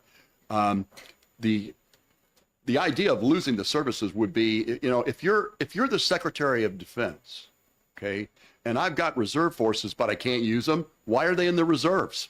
Why don't I just pull them back and make them part of the active force? Or why don't I move them to a state that's gonna follow the rules? That's the attitude you're going to deal with if you pass this legislation up the channel towards the Guard Bureau. That's the attitude you're going to deal with. Ma'am, specifically, generally no impact. So the veteran service portfolio is 100% generally funded for the 90,000 veterans in the state of New Hampshire. What could be impacted is the collaboration of the military resources that we have for our service members, because we do a lot of just collaboration amongst, the Guard, the military, the veterans, to say, hey, where there's efficiencies and economy of scale. Thank you very much. Other questions? Thank you, Mr. Grady. Thanks for the assist, General. Thank you. Eric Breaker is still in the House. Welcome back. Eric is from Dover, and he supports the bill. There we go. Hello again. Thank you all for conducting this public hearing. My name is Eric Barakey. I'm a resident of Dover, New Hampshire. As I previously stated in the last hearing, I served 3 terms in the Maine State Senate before I recently made the move to the Live Free or Die state, where I'm happy to be now. And I will mention as well that during my last term in the Maine Senate, the most recent passed legislature, I was the bill sponsor for this very legislation in the state of Maine. So I previously mentioned I'm a big fan of Daniel Webster, and it was nice to walk into this building today. It's actually my very first time participating in a public hearing here in New Hampshire, and it was nice to see that statue to Daniel Webster out front. And as I think about Daniel Webster, and I think about this legislation, I think about what he would have said about it, what he in fact did say on this very issue. He did not say that it was a good idea for state governments to pass legislation like these. The exact quote was, "It will be the solemn duty of state governments to protect their own authority over their own militia and to interpose between their citizens and arbitrary power wielded by the federal government." So that's not my opinion, that's Daniel Webster's opinion, that it is the solemn duty of this legislature to pass legislation like this in defense of your state National Guard. It's been well over 2 decades now since the dawn of the War on Terror. I find it very interesting sitting here listening to some of the arguments against this legislation. But what's particularly interesting is the arguments that I am not hearing. I'm not hearing from anyone arguments we may have heard maybe even a decade ago, that these wars that our state National Guardsmen from the various 50 states have accounted for almost half of the troops on the ground in these wars in the Middle East. I don't hear the arguments that these are wars for freedom, for democracy, for some noble purpose. I don't hear the arguments that there are clearly defined missions which we clearly owe to those we put into positions where they're risking their lives. I don't hear arguments in favor of the merits of these wars that we're sending our men and women in uniform off to fight in. What I hear is, well, what about money? I think it's been argued well that I think a lot of the threats to money are somewhat of a paper tiger. But one thing I've always long admired from across the border in the state of Maine was, even on what seems like small, almost trivial matters of individual human liberty, New Hampshire has always kind of stood strong against the federal government and saying, no, we will not make those sacrifices for federal funds. I think about even something as trivial as mandatory seatbelt laws for adults. New Hampshire is the only state in the union that told the federal government, go take your federal highway funds and stuff it. We're not going to infringe on the liberties of our adult citizens to make these choices for themselves. I asked Grok how much is lost a year, about 3.7 million according to AI. I don't know if that's accurate or not. And aren't the lives of our men and women in uniform worth at least 15 times of the little piece of freedom on whether or not to wear a seatbelt, if we're willing to say to the federal government, we're standing on a principle for the liberties of our citizens, in that case, should that not apply even more so here? But let's talk about the Constitution, because I think there were a lot of arguments around the Constitution made here. I think it's very worth understanding, zeroing in on what specifically the Constitution says about this. The Constitution says that the federal government may mobilize the militias, which we now call the National Guard, under 3 circumstances and 3 circumstances alone: to suppress insurrection, to repel invasion, to enforce the laws of the Union. And to take an example that was used previously by the bill sponsor, Representative Tom Mannion of Syria, a war that we had been engaged in now for over 10 years without even a clear AUMF or clear authorization. What is the constitutional justification for having National Guard troops in a conflict like that? Were we suppressing an insurrection? Actually, the mission in Syria was to foment an insurrection and to foment a civil war against the established government there. Was it to repel an invasion? Well, there was an invasion, but we weren't the ones repelling it. We were not invited there. Was it to enforce a law of the Union? It very well could have been, if there had been a congressional declaration of war as the Constitution requires. Even if you accept the argument of an AUMF covering that requirement, which I don't accept, it's very clear there was no AUMF that covered this, because they point to the 2001 AUMF, which was passed in the aftermath of the 9/11 Twin Tower attacks when we were attacked by Al-Qaeda.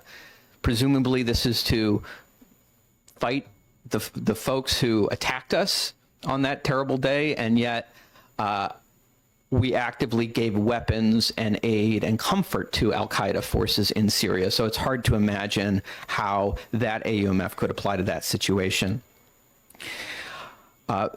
James Madison spoke eloquently about the need, and with studied care, why they separated the power to declare war from the power to wage war, because the executive has the most to gain in times of war. This principle has been totally lost in recent history.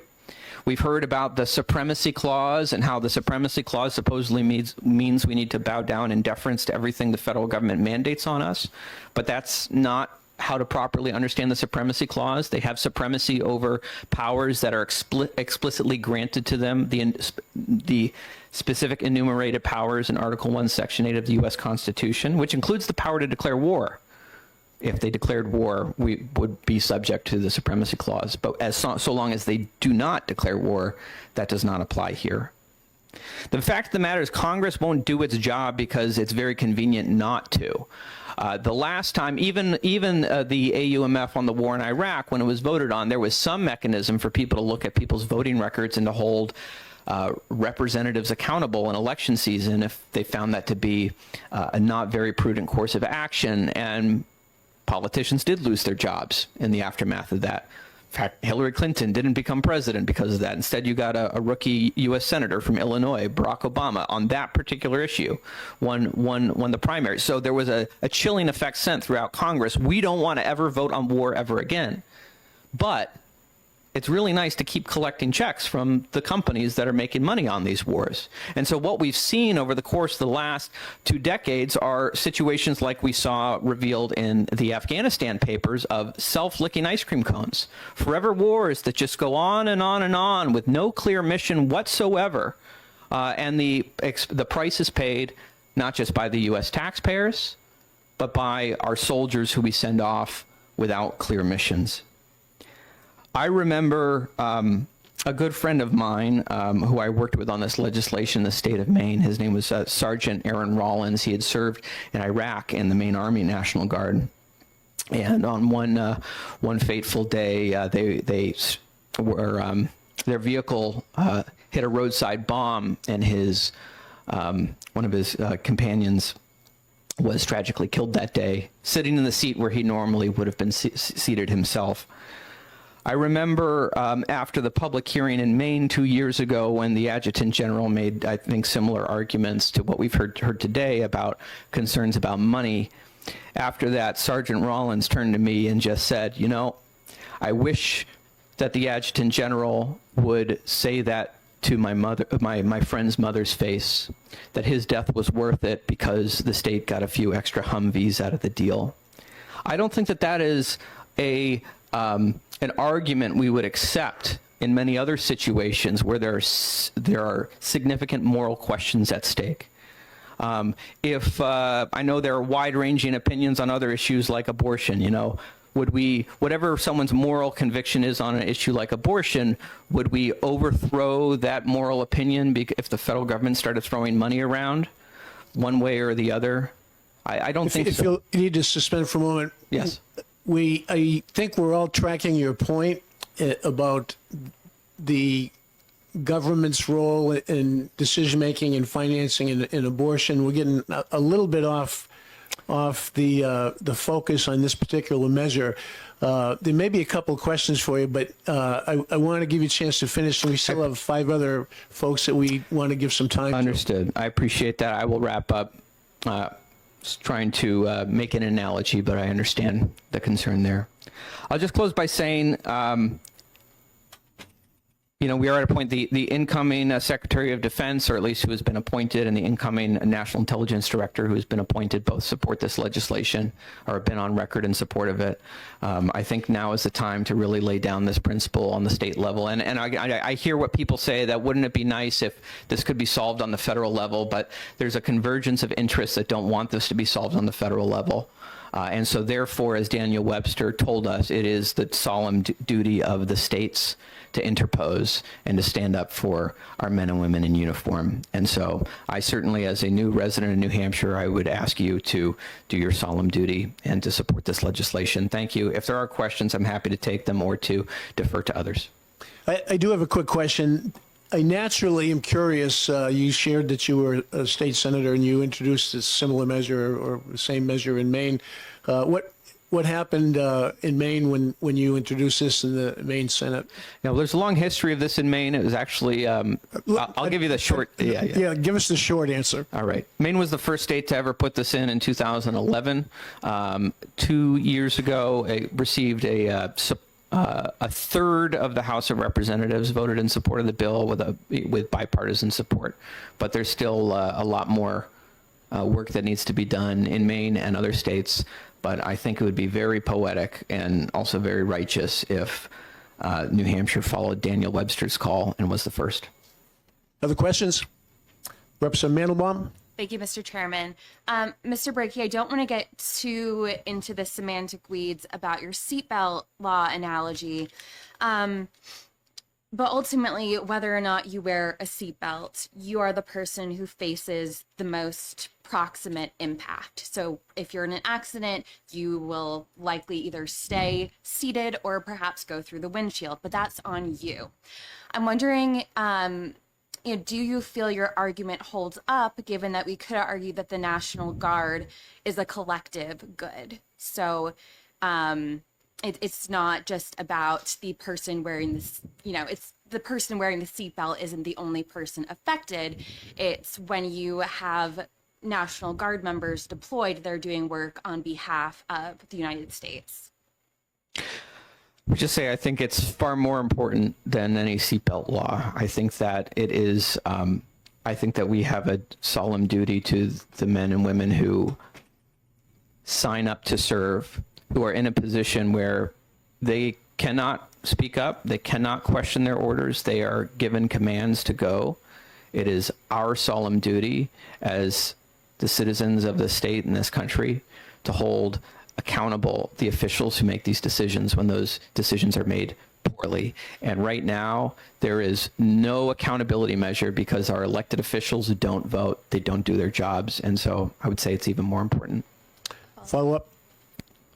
Thank you, Mr. Chairman. So is the difference in your mind more that just as folks can choose to wear a seatbelt, folks in the National, or choose not to, folks in the National Guard do not have decision-making power when it comes to being deployed? Once they sign up to serve their state in the state National Guard, they do not have much say about these deployments. Therefore, it is the responsibility of the citizenry to make sure that the system is functioning in an accountable fashion. Thank you. Other questions? Seeing none, thank you so much for that testimony. Thank you, Mr. Chair. We do have another former representative here. Yes, we still do. The Honorable Jason Gerhard, who is a former member of this body who supports the bill. He's asked for 3 minutes. And Yeah, I'll make it shorter than that. Thank you, Chairman. Just for future notice, I don't like the honorable title. Any titles of nobility kind of make me a little queasy. But I want to noted. Thank you. So I wanted to raise a few points. We seem to be getting caught up in this money argument, and previous speakers have already talked about the absurdity of trying to put a price on the lives of our New Hampshire neighbors to go fight wars that are never ending. But also, I would like to talk about the suicides.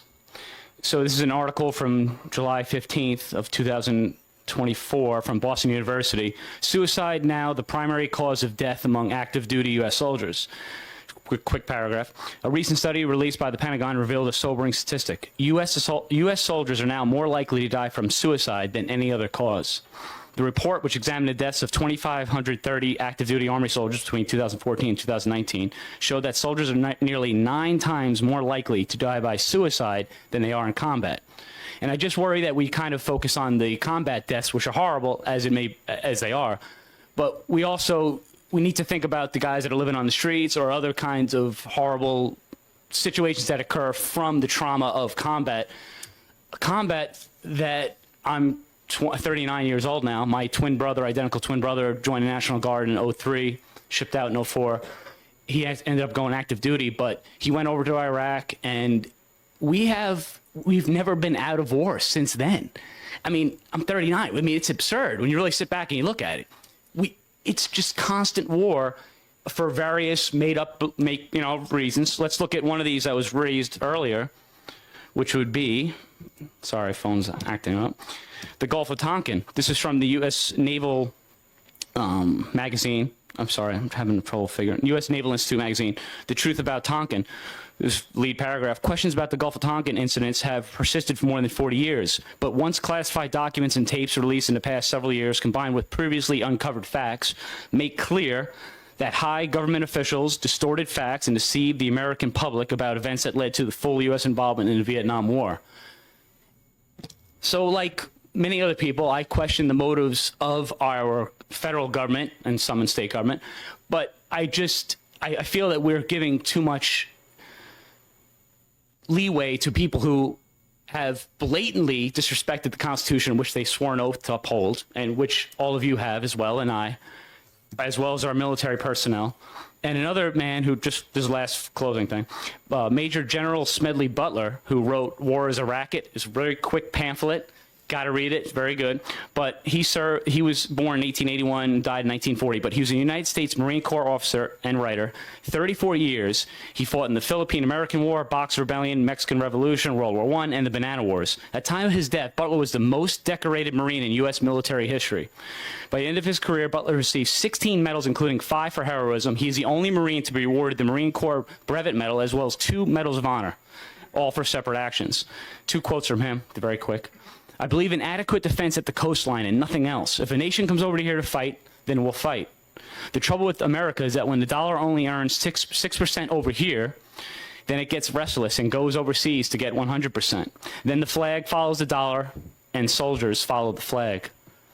Next quote, there are only 2 reasons why you should ever be asked to give your youngsters. One is defense of our homes, the other is defense of our Bill of Rights, and particularly the right to worship God as we see fit. Every other reason advanced for the murder of young men is a racket, pure and simple. And, actually, one last thing. We were asked about, has this ever passed any other state houses and so forth, but last year, Representative Mannion actually had this passed at the GOP state convention, and it was put onto the platform. So it is officially part of the Republican Party platform now. What that really is worth, I don't know. But I just wanted to make that clear, that there is widespread support among the rank and file of, well, half of the political party, people in the country, I guess you could say. And I really believe that we need to look at this outside of the money aspect, or we have the newest, flashiest aircraft, or all these absurd things. We got to look at people in this country and how they're existing right now, and do they even know where these places are that we're going to send our soldiers off to die at? They don't. It's fact. I mean, I can argue other things for that reason, but so that's all I wanted to raise, and thank you very much. Would you take any questions if there are any? Sure. Representative Mandelbaum. Thank you, Mr. Chairman. So just to clarify, when you studied that statistic about U.S. soldiers who are much more likely to die by suicide than any other cause, was that overall? Was that broken down by National Guard service members versus someone who might be in the Marines? I'm just curious if there might be any differences. It's from Boston University. I'd be happy to forward it to the committee. But at the same time, as we heard the general raise, the National Guard soldiers don't wear a different uniform. They are active Army. So there is no difference. As far as I understand, maybe I'm wrong. I only served 2.5 weeks in the Army. Long story. But Thank you. Other questions? Thank you for coming in and thank you for your testimony. I do have 5 more cards. Peter Karofsky. Did I say that correctly? No, you did not. Close enough? Would you? Close enough.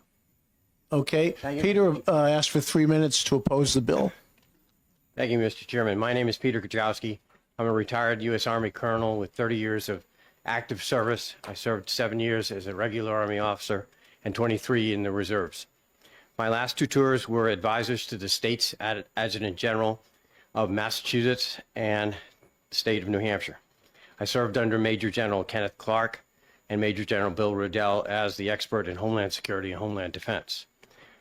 The following information was taken from Supreme Court Justice Stevens, who delivered a unanimous opinion on Perpich versus Department of Defense. Since 1933, federal law has provided that persons enlisting in the National Guard simultaneously enlist in the National Guard of the United States, a part of the greater U.S. Army. The enlistees retain their status as state guard members unless and until ordered to active federal duty and revert to state status upon being returned from federal service. The authority to order National Guard to federal duty was limited to periods of national emergency until 1952, when Congress broadly authorized orders to, quote, to active duty or active duty for training, unquote, without any emergency requirement, but provided that such orders could not be issued without the consent of the governor concerned.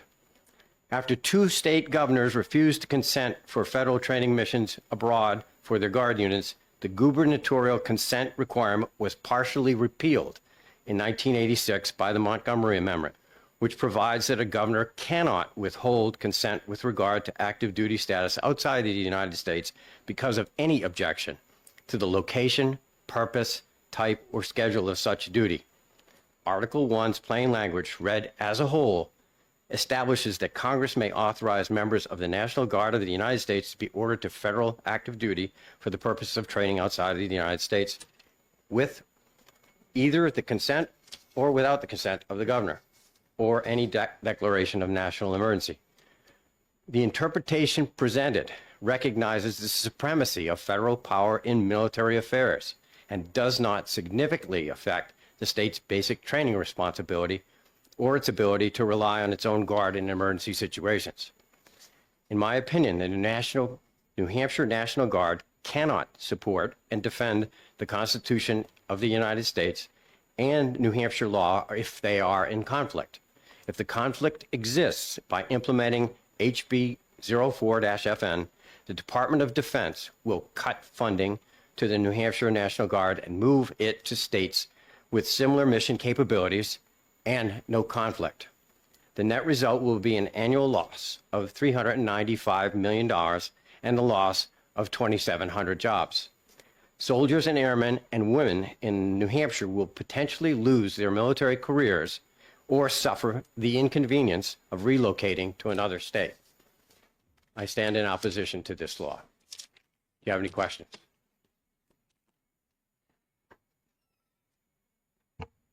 Are there any questions?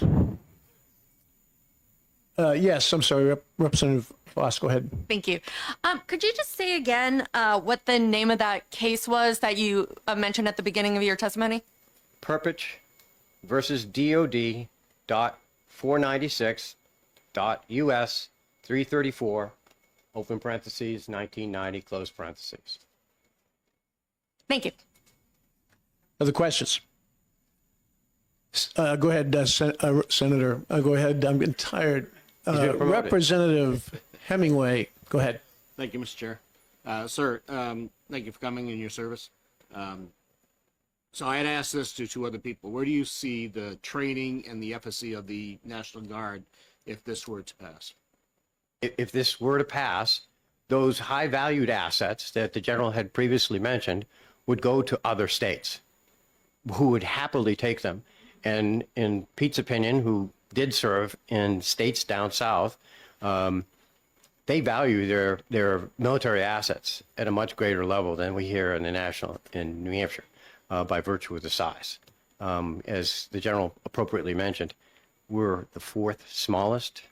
Those other states, which have very large National Guard units, would be more than happy to take the refueling wing, would be more than happy to take the HIMARS, because they are high valued assets. Other questions? Thank you for your testimony and thank you for your service. You're most welcome. Thank you. Derek Prue.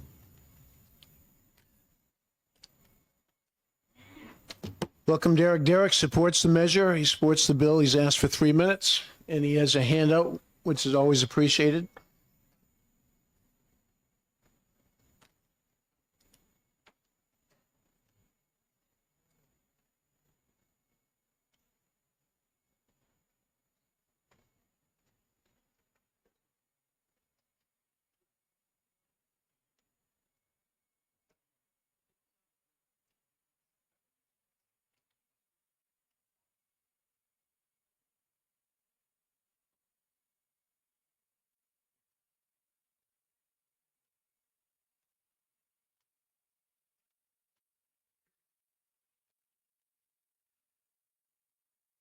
Thank you, Chairman Moffat, members of the committee. My name is Derek Prue. I'm from Derry, New Hampshire. I'm a veteran sergeant of the New Hampshire Army National Guard, served for 6 years there, and I'm also, on a volunteer basis, the state director for Bring Our Troops Home, which is a veteran-run organization that is advocating for this Defend the Guard legislation. I kind of just want to take my time to just go over some of the things that have been said today. So Defend the Guard, completely within Constitution, right? Article 1, Section 8. We're trying to come back to the Constitution. We've moved so far away from it. That's what this legislation is trying to do. It does not conflict with the United States Constitution. It does not conflict with U.S. Code. Any reference to Defend the Guard legislation with Title 32 activations, just ignore it completely. Right, in the bill text, it is specifically talking about Title 10. So anything about Title 32, just completely ignore it. Title 10, Section 12301, subsection F, which we've heard, which is that Montgomery Amendment, that only deals with where was it right here? Type, schedule, purpose, and location of a deployment. Defend the Guard does not deal with any of that. It deals with Congress not taking action and declaring war in accordance with the United States Constitution. So to argue that the government, doesn't have a say in the matter, that is not what Title 10, Section 12301 says. It specifically says that the governor does have a say in this matter. So if when they introduced the Montgomery Amendment, like Representative Mannion said, if they didn't want the governor to have a say, then they wouldn't have left it in there. They would have just taken it right out. Authorizations for the use of military force, as it's already been said, these are turning the whole war-making process on its head, and Congress abdicating its responsibilities to the executive branch. Since the 2001 AUMF, 88% of Congress has lost their seat, and new people have come in. But now these new people, where we've passed this AUMF, it has been repealed, and it's been used in over 20 different countries, over more than 25 years. There's no accountability there with all that.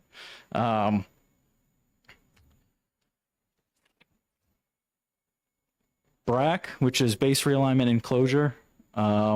Since 2014, the NDAA Is it right here? Sorry, I got my notes a little messed up right now.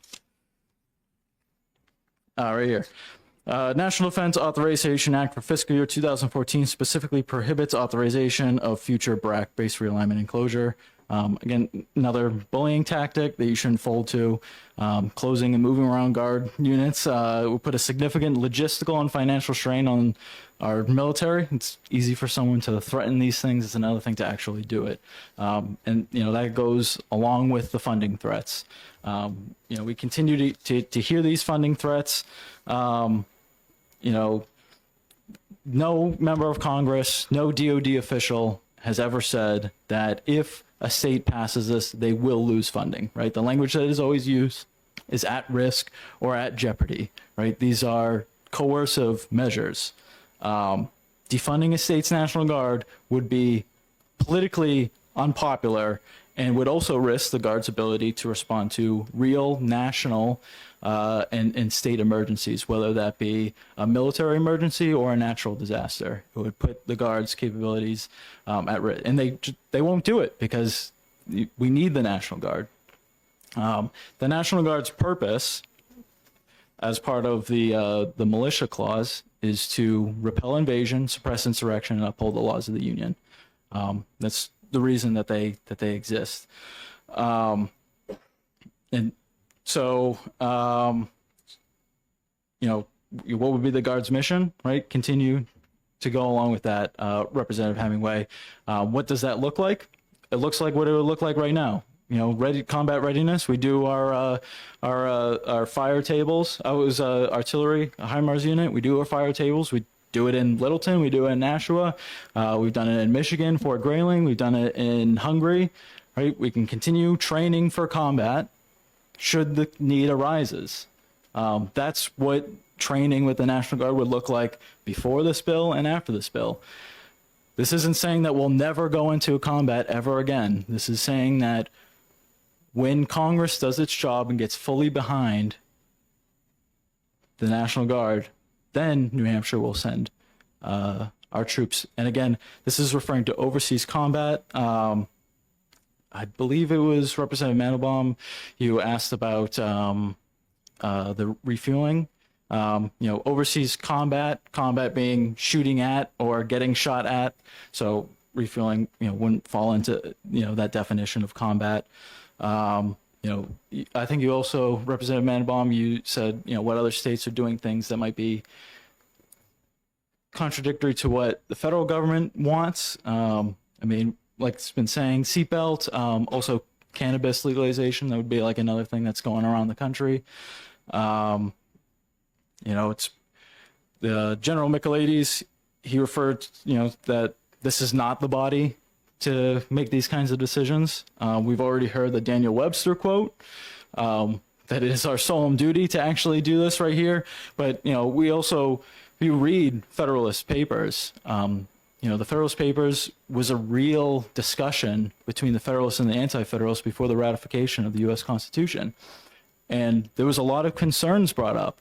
And our founding fathers, the architects of the U.S. Constitution, they specifically said that if the federal government starts acting in ways that are outside of, the ideals of the revolution that they just fought, outside of the Constitution, then the states should, and it is their duty to act to bring Congress back to the Republic, should it move away. This was the conversation that was going on. This is what our founders said. We've talked about Madison, who talked about,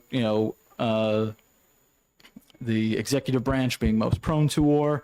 A lot of that has to do with, like I said, they just fought the revolution. You had the French and Indian War, where the crown had robbed the treasury and through, all these wars. And so when they wrote the Article 1, Section 8, putting war powers with the people, they specifically wanted to keep war away from the executive, most prone to it. What's the state of our treasury since we've kind of moved away from following our constitutional war-making responsibilities? It hasn't been great. Perpich versus DOD, if you read the Supreme Court summary, only relates to training.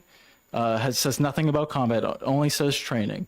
So purpose versus DoD has nothing to do with this bill. This bill doesn't say that we can't, go over to Hungary or El Salvador or Cabo Verde to continue to train with our allies.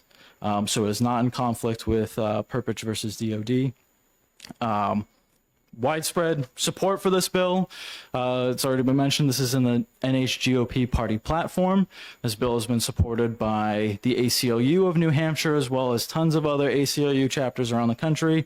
It's also in multiple other state GOP party platforms. Last year, the Texas GOP put the question of supporting Defend the Guard in the during the Texas GOP primary as a ballot proposition. 84% of Texas GOP voters supported this bill. So that's 1.8 million people voted for this measure. They want the Texas GOP to pass this kind of legislation. I'm open to any. Right. It's been mentioned. Pete Hegseth, our incoming Secretary of Defense, on Fox and Friends on national television after the New Hampshire House passed this bill last year, came out in full support and endorsed this bill. And our guys met with Pete Hegseth 2 weeks ago for a very lengthy conversation, multiple hours. He has reaffirmed his support for this bill.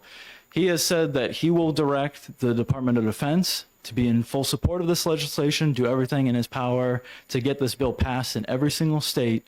And he says that he finds opposition within the Department of Defense to this bill very offensive to him, in his words. So open to any other questions. So.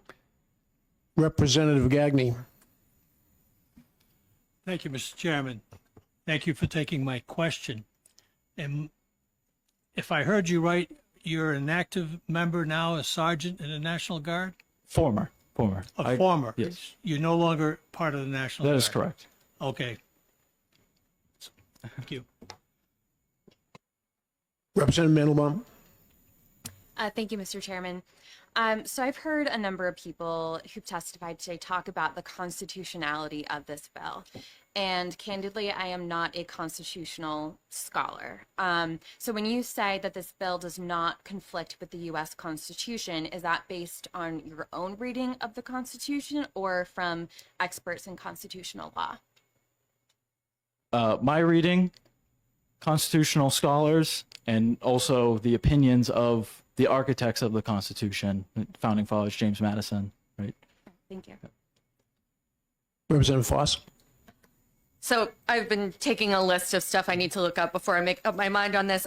When you said you were talking about BRAC, and then you said something, it sounded like it might have been statutory language or a quote or something afterwards. Yeah, so BRAC is Base Realignment and Closure. Right. And the 2014 National Defense Authorization Act permanently bans future BRAC.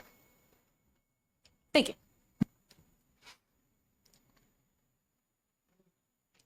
It's my turn, Representative. I actually two for. I seem to hear clearly from you that the likely incoming Secretary of Defense is all on board with this type of measure. Am I hearing you correctly? That is very correct. Yes, and it's very, I think as of today he has the votes. And I think, even some Democrat senators. Right. I'm assuming that he's going to be confirmed. Right. So, assuming that. So, full support. Yes, we met with him for multiple hours. That's a very powerful statement. And you're confident in saying that the SecDef is for this? Yes, that is correct. Okay.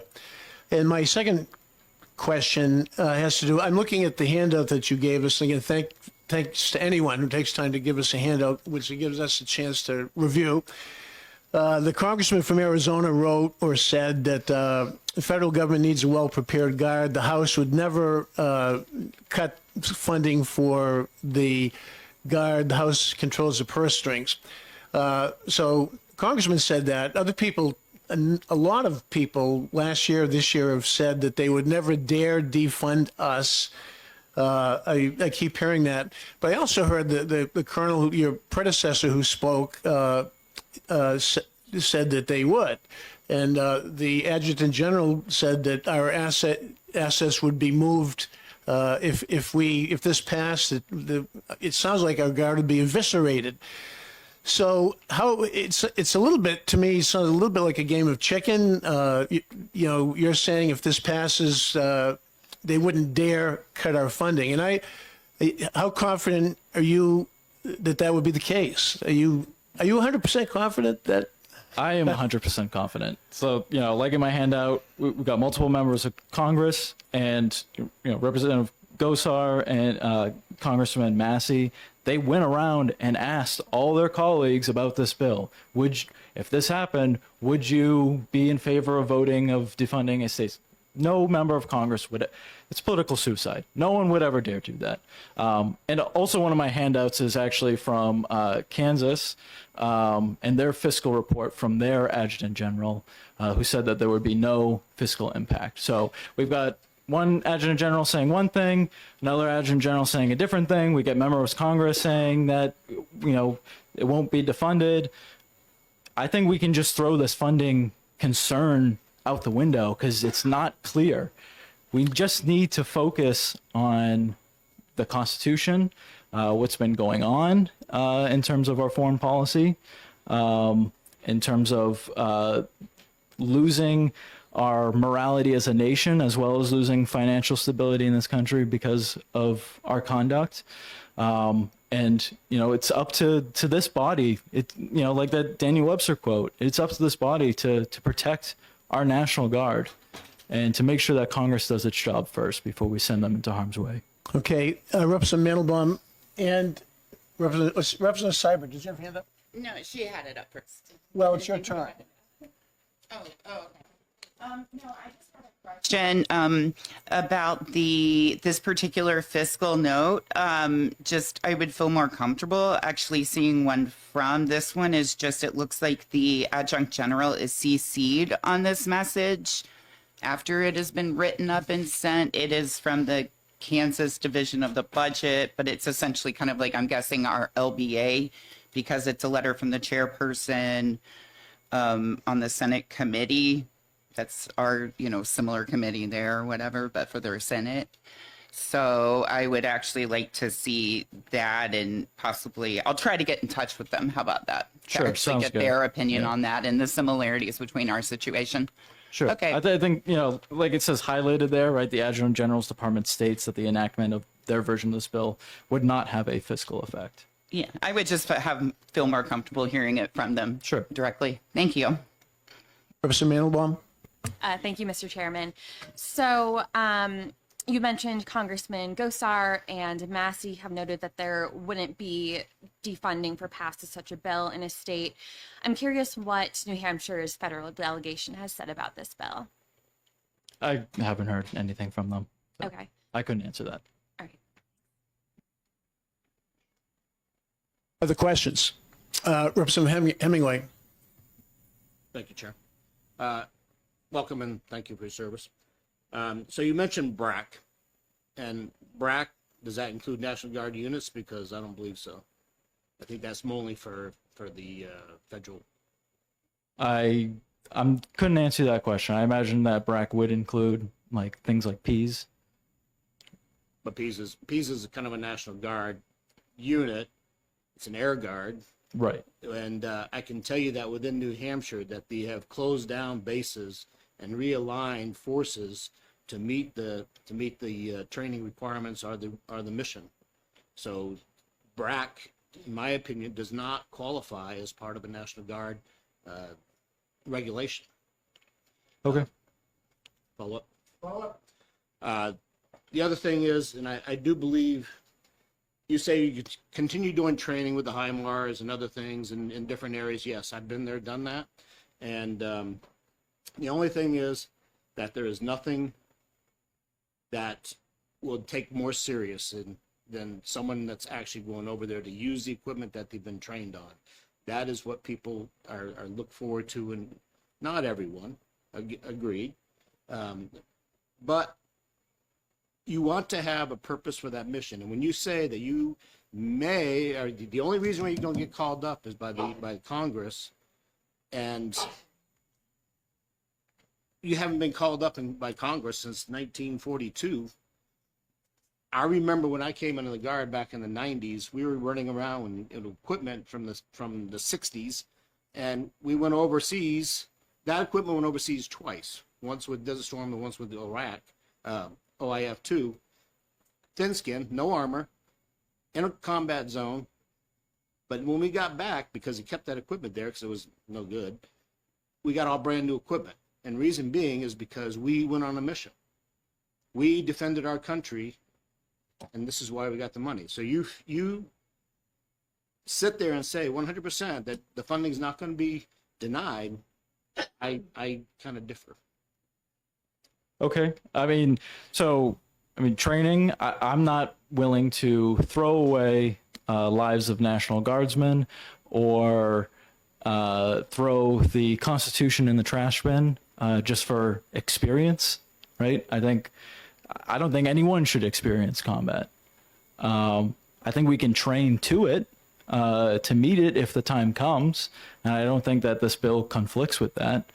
But I don't think that we should be throwing lives away or the Constitution just for the experience of combat. Other questions? Sienna, thank you so much for that testimony and for taking our questions. Thank you so much. Okay, I have 3 more cards. I have now I have a 4th card from a representative. As is our custom, we do want to give courtesy to our sitting representatives.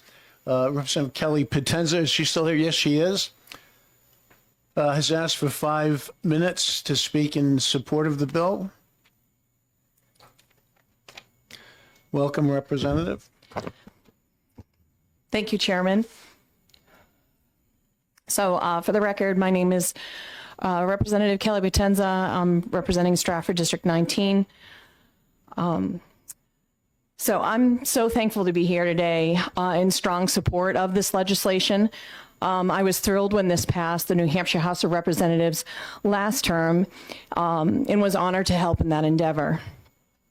It seems like a lifetime ago that I was enlisted in the Army Reserve in 1991, and due to my Massachusetts Reserve unit that actually deactivated after I was trained under my first MOS, which was a 77 Whiskey. I was a water dog, in which I missed the first Iraq deployment only by 2 weeks because my unit wasn't fully trained. It wasn't in a state of readiness yet. I was actually transferred into the Massachusetts Army National Guard for the next 6 to 7 years and retrained under a new MOS. So that was in 1992. I was a 94 Bravo at that point, NBC decontamination unit, and subsequently I missed the next Iraq deployment by a very slim margin of time as well. The amount of Massachusetts Army National Guard injuries that I witnessed firsthand in 1992 and 1993 alone were atrocious. We all know what took place over multiple conflicts under multiple presidencies, all under false pretenses, U.S. security, excuses, weapons of mass destruction, etc. But most importantly, all really to line the highest level of people's pockets, from political powers to NGOs to corporations in regards with oil and more. With everything happening in our country right now, the focus, I believe, needs to be on the United States of America and our state. If you just look at what's going on in California, the horrible fires, and if we didn't have our National Guard because they were out fighting some endless war, that's a problem. And I believe that we have to come first. So if you just look at the 3 operations in Iraq, which included Operation Iraqi Freedom, Operation New Dawn, and Operation Inherent Resolve, 4,600 U.S. troops died. The war officially ended in December 15th of 2011, but the majority of deaths actually occurred between 2009 and 2012. 48% of those deaths were caused by explosive devices, IEDs. My very good friend that I went to high school with was blown up by one of those IEDs. The war also wounded 32,292 service members, and just for those conflicts alone, over 200,000 Iraqi civilians were killed. So there's been a lot of talk about constitutional authority, and that's really where I think everything lies. So I'm going to try to go through this real quickly. The decision to follow the Constitution and refrain from sending National Guard troops or any military forces to war without a formal declaration of war from Congress stems from legal, ethical, and practical considerations tied to the rule of law, the separation of powers, and democratic principles. And here's why it matters. Constitutional authority. Article 1, Section 8 is crystal clear. And every single one of us here took an oath to the New Hampshire Constitution and the U.S. Constitution. That's it. That's clear as day. This ensures that the decision to go to war reflects the collective will of the people through their elected representatives. I don't work for myself. I work for the New Hampshire citizens, and we all do. And that's where we should be taking everything from. The War Powers Resolution of 1973 was enacted to prevent, this was really because presidents were basically unilaterally just going off. And that was put in place to prevent presidents from unilaterally engaging in prolonged military conflicts without consulting Congress. It allows limited military action. We know that that's far gone now in emergencies or prolonged deployments without congressional approval, and of course, so that we don't have any more violations of constitutional principles. 2, prevention of executive outreach. Accountability to the people. That's probably one of the most important things because we are all accountable to the voters. Declaring war is a serious decision. We know that it leads to tons of loss of life, billions of dollars, and so many long-term consequences. By requiring congressional approval, the Constitution ensures that such a decision is subject to debate, public scrutiny, and accountability. Most importantly, accountability. When Congress debates and votes on war, it involves the public in the whole process, reinforcing democratic and constitutional Republican governance. Just like our legislature, we took an oath to both of those. Precedents and rule of law.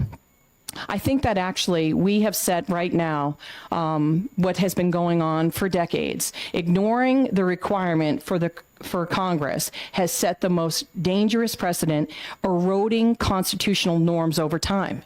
Because that's what happens, right? When we don't follow, we follow one part of it, but we won't follow another part of it. It doesn't work like that. National Guard's roles and limitations. Deploying the National Guard troops without congressional authority undermines the balance between federal and state sovereign authority.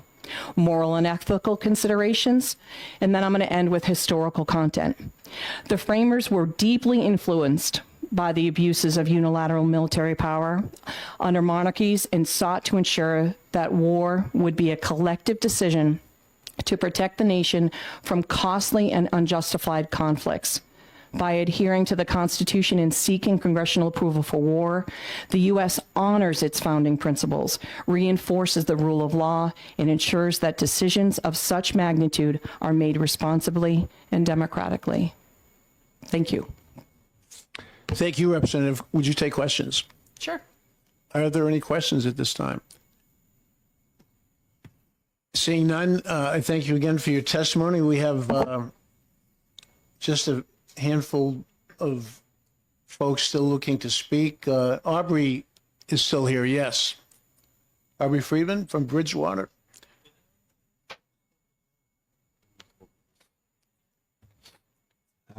Aubrey Friedman, Bridgewater. Mr. Chairman, committee members, I definitely speak in support of this bill. Most of what I was going to say has already been said today, so I'm going to vary from my notes a little bit. So there was talk about assets. The most important assets to this are the men and women who serve in the military. And why have we been sending them overseas fighting wars that just, you know, obviously endless? I mean, wasn't it weird how we went from Afghanistan, 20 years, it ended not too well, then suddenly it was Ukraine, then it's the Middle East, 40,000 troops in the Middle East, and we know a good chunk of those are National Guard, and then there's talk about Iran and China. I mean, this just goes on with no defined purposes. Isn't it obvious this whole system is not working? And people say, well, it's up to Congress to fix it. They're never going to do it. If they haven't done it in like after the last 20 years or longer, I mean, the system is just, it's set up wrong. The military contractors lobby them. That's how they get elected. They're not going to vote for cutting the funding, and they definitely don't want to go on the record as declaring war. So we have to change the system and do something different, and let New Hampshire should take the lead and force the issue, and then that will probably other states are already working on it. It'd be nice if New Hampshire would be the first one, but it doesn't really make any difference. I think once it starts, it'll start to like an avalanche, and it would be a good thing. We need to have public discussion before troops are sent overseas. And as far as the New Hampshire Guard themselves, I think their primary purpose is here in this state and then helping other states in this country. We have natural disasters or whatever things might happen. That's their primary purpose. And I think saving lives and saving property is much more beneficial than being deployed overseas and killing foreigners. So that's why I think we should pass this bill. And those are my thoughts. Thank you. Thank you for those thoughts. Questions? Or will you take any questions if there are any? Yes. Representative Mandelbaum. Thank you, Mr. Chairman. So on your card here, you noted that you have written testimony. Would you care to share that with us for the record? Yeah, I'll leave. Yes. Great. Thank you. You can bring it right up to the clerk. Yeah, okay. Representative Seibert. So I completely agree with you on that, but do you see much, like, would you like to see legislation that has more value and actually maybe, I don't want to say go after, but, maybe hampering or taxing or maybe not allowing such special interests, such as those that contract with the military to make weapons of war? So you're talking about lobbying? Not even just the lobbying. I think the size of government, when you've got big government, you got a lot of money at stake, it's going to be the companies and individuals, they're going to lobby. So, they've been trying, how do you get lobbying out of government? Big money. You make it smaller. So I think they cut off the money and lower it. And then you won't have as many lobbyists. I think that's the only solution to that. Thanks. Other questions? Seeing none, thank you for your testimony twice. I have just a couple more. Ron Carvalho. If I said that correctly, is Ron here? Yes, he is from Bedford, New Hampshire. Opposes the bill. I do. You've asked for 4 minutes or so. Mr. Chairman, committee. So my name is Commander Carvalho, United States Navy, retired, 24 years of active duty service. I was a Tier 1 deployer. Been shot at by the Soviets and others. Worked in Navy Office of Naval Intelligence. Worked with JCS on deployment of forces. Worked budgets and funding. Right? And I retired out of NAVAIR running acquisition programs. I work for one of those big defense contractors, and I am very concerned about some of the comments and impressions that are unsupportable by evidence. We have a lot of what seems to be commentary and opinions that are unsupported by current facts. I have a personal interest in this bill. My son is in the Army National Guard here, and he's deployed for New Hampshire. So, to me, what we have here is a difference of opinion on foreign policy of the United States. and we're going to solve it at the New Hampshire level. It sounds like if Secretary of Defense gets confirmed here, Pegsworth, he's going to solve this for us, because he's going to go in and he's going to remove or change or deauthorize the authorization for military force. And this matter will be done with, and we will go back and use direct adherence to the Constitution under the perception some people have here. This has come up, as we've said, since prior to after World War II, Vietnam. We've heard about President Nixon and the War Powers Act. The authorization of military force has been questioned, but nobody in the Department of Justice has ever ruled against it. No one. No one has said this is, in the judiciary, has said this is unconstitutional. But a lot of trained legal experts here are saying that it's unconstitutional. I think I'm going to rest with those who've made it up to the federal level and have the training and the education to make that position. Right. This is a national level effort, as we've heard. It's to end endless wars. I deal with foreign policy every day. The threats to this nation, they're huge. And they don't get talked about because we can't talk about them. But every day I go to work wondering, what are we going to do to handle this situation with a diminishing manufacturing base, underfunding of the military, readiness issues potentially. Right? Fortunately, not in the Guard here. We have a fantastic Guard in the state of New Hampshire. And not every conflict is a war. I deployed many times to prevent war from breaking out. A lot of these things, particularly for Syria, we're not there defending just oil interests. We are there to prevent the rise of ISIS. One administration grossly underestimated and called ISIS, I believe, Junior League. A president who is now coming back into office put troops under the AUMF into Syria to handle ISIS. They are still there because what starts there will grow.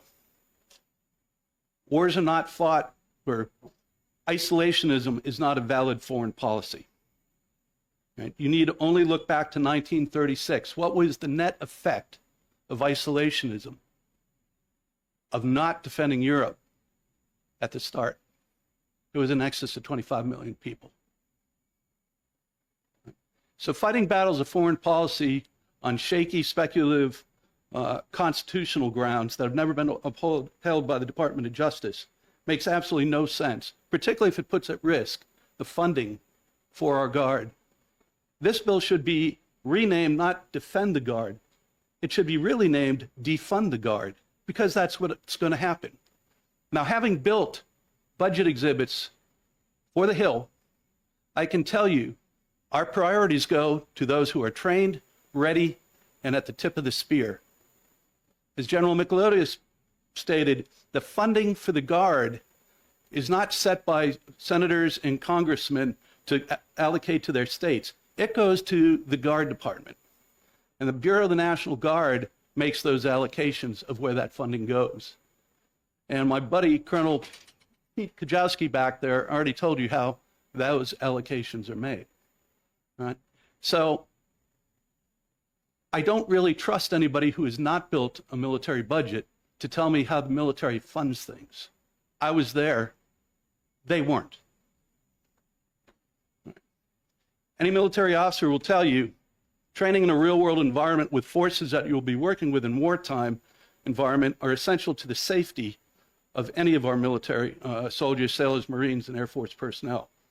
Loss of training opportunities, should we lose those HIMARS battalions or those tankers or anything else to Massachusetts, Maine, or Vermont, is going to place great risk on those troops that still remain in the Guard, provided we find a way to fund them. I don't want my son deploying without proper training. I want him training with the people he's going to be working with.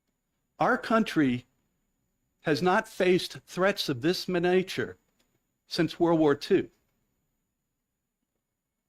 We have 4 major opposition or opponents going on right now.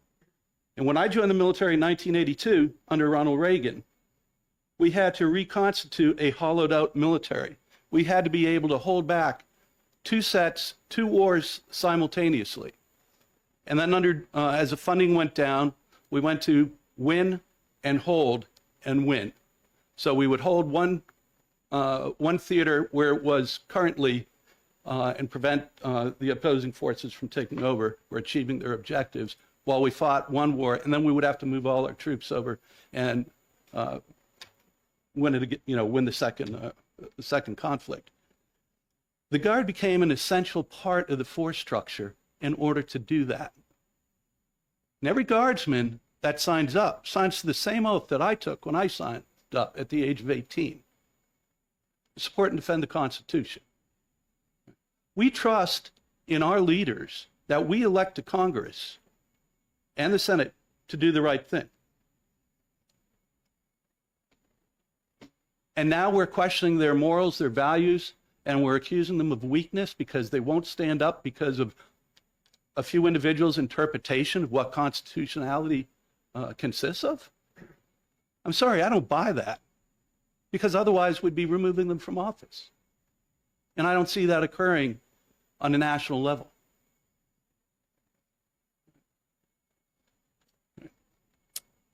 As I said, I have over 24 years of military experience. I have experience in building budgets. I have experience in the acquisition community. Right? I've read the federal acquisition rules. I have to live by them. I have to live by them as a contractor. If you honestly think that we sit in a back room and negotiate sweetheart deals for how much money and profit we can make,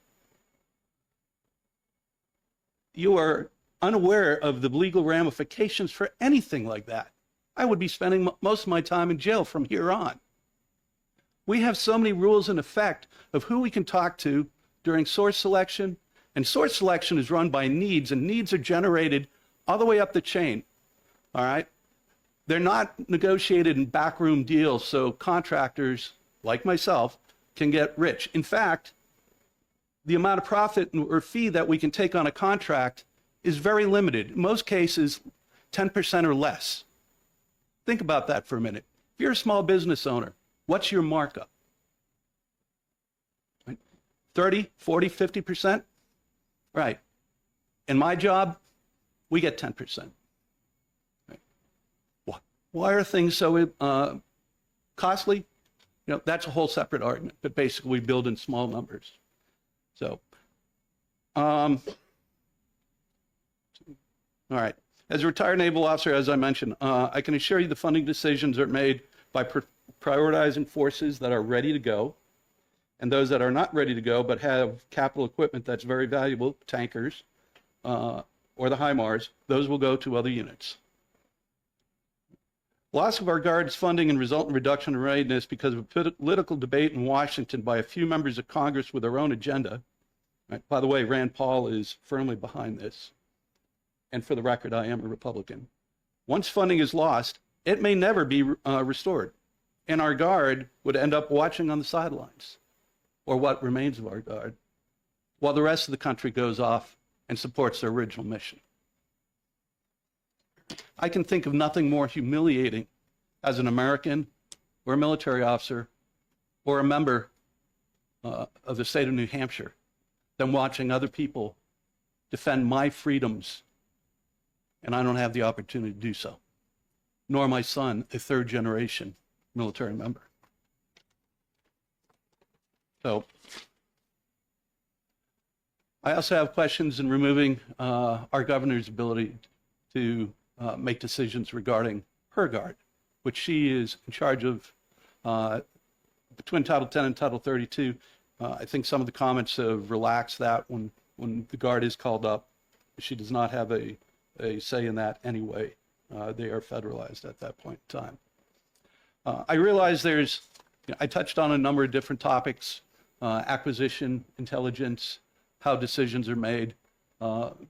Addressing them in 3 minutes is not necessarily going to cover all the bases or provide you with all the information that you might need. However, I am more than happy to follow up in testimony before this committee or in private or correspond by email and answer any questions that you may have. Thank you for that. You see you have some notes. Is this something that the clerk can file or not? There's 2 sets of notes here, sir. One is online, was filed as the on the site. So you okay? So we can look at that. Right, and the other I can forward to the committee, which goes back into the history of AUMF and how I think Colonel Kajowski pretty much described pretty well its origins, but it's more testimony on that. It was based from last year's bill. Okay. Are there any questions? Seeing none, thank you for that testimony and for your service and for your son's service. Thank you, sir. I have 2 more cards. Ben, where is Ben? Yes, I thought that might be Ben there. You've been here before, maybe? But you're right. Welcome back. Ben is asked for 5 minutes to support the measure. Good afternoon, members of the committee. My name is Ben Weir. I'm a former 11 Bravo infantryman in the U.S. Army. I was a previous candidate for Merrimack County Sheriff. I'm a cancer survivor. I'm a father, and ultimately, that's why I'm here today. I want to protect the future of my son. And I'm also the founder of the nonprofit Punks for Liberty. I'm here today to tell you guys I support Defend the Guard. I'm a huge supporter of Defend the Guard because as a veteran, I've seen firsthand the devastation and the consequences that these endless wars has caused. I've watched many of my friends come back permanently disfigured, mentally shattered. We heard somebody earlier talking about suicide rates. I've lost 5 friends that were veterans to suicide. 2 of them were in the National Guard. We live in a world today where 20 million people over the last 24 years since 9/11 have been displaced of their homes. We live in a world today where over 2 million people have died from these wars, these endless wars overseas. To put that into perspective, that's more than our entire state's population. These aren't just numbers, these are human lives that we're talking about here. Obviously, you probably get a sense that I'm passionate about this because I'm talking about people who are literally people I looked across the room on, and these are my best friends that I'm talking about. Many of them lost their lives. Now imagine looking into the eyes of any of their families and suggesting that we haven't been at war this entire time. That's ridiculous. Congress hasn't, obviously done its due diligence by upholding the Constitution, which requires them to make an official declaration of war. We've heard this many times today. I think the 2 words of the day are probably Constitution and funding. You guys might want to play a drinking game later to work that one out. But the last time Congress declared war was 83 years ago. It'd be absurd for me to look in the eyes of the mother of my best friend and tell her that her son wasn't at war because they just never declared it. That's ridiculous. And I'm sure nobody would disagree with that. But it's your duty as lawmakers to uphold the Constitution. That is the #1 priority. Defend the Guard is about just that. It ensures that New Hampshire guardsmen won't be sent overseas until they do their constitutional responsibility and declare war if that's what they deem is necessary. Now, I know there's a lot of concerns about funding, and that's something that just keeps getting brought up and mentioned over and over. But let me remind everybody here that the military-industrial complex is one of the most bloated and overfunded entities in the entire government. They have received over $14 trillion since 9/11. That's over half of our ballooning national debts amount. So the Constitution does not care about funding concerns, and neither should you when it comes to the lives and the liberties of our National Guardsmen and our residents here in New Hampshire. If we're not sending our Guardsmen overseas, it just mathematically checks out that it's not going to be as expensive. How much money are the lives of those 2 million people that died overseas worth as well? Or the 15 National Guardsmen that have died since 9/11? We paid out probably almost $10 million to those families. We can start with budget cuts right there instead of sending them the money, it's all absurd to me. But this is so much more than just dollars and cents. It really is. It's about upholding the principles that this country was founded on, something that every single one of you guys has a duty to do. It's about protecting our neighbors and our families, and it's about protecting the Granite Staters from being sent off to die in wars that haven't even been formally authorized. You don't just have a responsibility, you have a fiscal responsibility too. This is our moment to stand with veterans all across New Hampshire, across the country. Vast majority of them do support this type of legislation to bring our troops home, and to not just our National Guardsmen. Eventually, hopefully, we can protect our troops by having them right here at home instead of sending them everywhere else. Now, we had talked about Congress having a duty as well to uphold the Constitution, and we can't dismiss that, but that's not you guys' problem. That's our problem. We need to all vote as taxpayers to vote the people who are voting for these never-ending wars. We need to vote them out. But Congress is incentivized to keep these wars going. They're being funded by people like AIPAC and Raytheon. Even Joe Biden's Secretary of Defense for the last several years, Lloyd Austin, he tripled his portfolio because of the contracts that he sent off to other countries, selling them missiles and bombs and all this stuff. But we can close that door permanently. We deserve state autonomy. States have rights, and you guys have a responsibility to look after New Hampshire first, the people who are voting you in to represent them. If our state ever has an emergency, they're going to be here to help with that. We're going to have abundant resources. I have no doubt in my mind that there's not going to be any funding cuts for the military. It's just not going to happen. They transfer things around. It's all money games. You guys know how budgets work. This is your moment to take a stand with veterans like me, and in the crowd, and many of you guys are veterans as well, which is I appreciate. This is your moment to stand with the Constitution and with the people of New Hampshire. I hope that you'll do the right thing, and I hope that you'll pass Defend the Guard. I hope that we can lead the nation in this, and everyone can look at us as the examples for what doing the right thing looks like. Thank you. Thank you for your testimony, Mr. Weir. Would you take questions if there are any? Sure. Are there any questions at this time? Representative Seibert?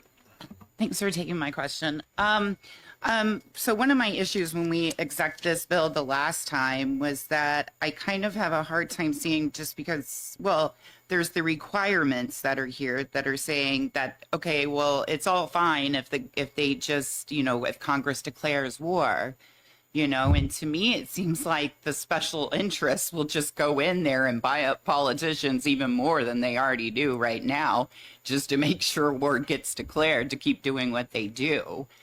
Do you see that as being? They are certainly going to.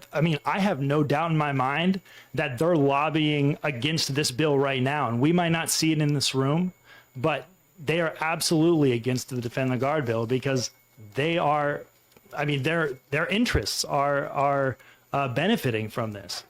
So yeah, sure. AIPAC, Raytheon, they're gonna go on the other side of this and try to keep incentivizing things even more. But truthfully, it's not our responsibility what Congress does. They are supposed to be representing us, and it's very clear that they do not. They have not for 83 years. So They need to uphold the responsibilities. We need to uphold the Constitution. And that's ultimately what this comes down to. We can't dictate what Congress does. We can only influence our state's politics. And that's why I'm urging every single person here to uphold the Constitution, because that is what they were elected to do. Other questions? Thank you again. Appreciate it. I have one more card. Before I call the final speaker, testifier, I just want to thank the committee for your time today, for being here. We have some folks who could not make it. We'll be in touch with those folks. I expect them to review all the testimony that we've received, because we are going to exec this a week from today. So I'll be looking at material that has been shared. I'm sure I'll go back onto the video, and we will exec this in a week. So, folks, I know there's a lot of interest in this. We have no idea how this will go. We haven't even finished the sharing yet. But again, thank you for your time, and thank everybody who has testified. So the last card I have is just came in from another state representative, serving representative, who asked for 1 minute. I think we can do that for Representative Granger. And if you need more than a minute, Representative, we're flexible. Thank you, Mr. Chairman and members of the committee. My name is Michael Granger. I'm a former specialist of Alpha Company's 2nd 108th Infantry in the New York National Guard. If we pass Defend the Guard and it's signed, it is super easy to get the National Guard to do whatever. Just declare war, which is what they're supposed to be doing anyway. It should be really easy if the war is just. If the war is just and justifiable, it should be easy to get a war declared, because the representatives in Congress will be more than happy to do such a thing. If it's unjust, we should not be playing ball. We should not be involved in these wars if they are not just wars. We are under no obligation to help in unjust wars, and if we should not be bought off easily with rockets, because it is an insult to the dignity and morality of the New Hampshire people to be bought off with rockets, especially when the New Hampshire people are paying for those rockets. These are not gifts from on high. The HIMARS are paid for with tax dollars. Those tax dollars are paid for by New Hampshire taxpayers. It either comes from their pocket, in which case we're just giving them their own rockets back to them, or it is taxed via their savings, which is money taken from their savings through inflation by printing at the Federal Reserve. It's not free rockets. There's no such thing as a free lunch. So I am pleased with New Hampshire's traditional manner of bucking the feds and doing what we think is right, regardless of the carrots and the sticks. And if you think that federal law can override the Constitution, as may be considered the case based on some testimony that was provided, it stands to reason that New Hampshire law can override federal law, because we're doing everything backwards now. So I didn't swear an oath, and neither did you, to uphold and defend federal funding. I swore an oath to the Constitution. Please OTP this bill. Thank you.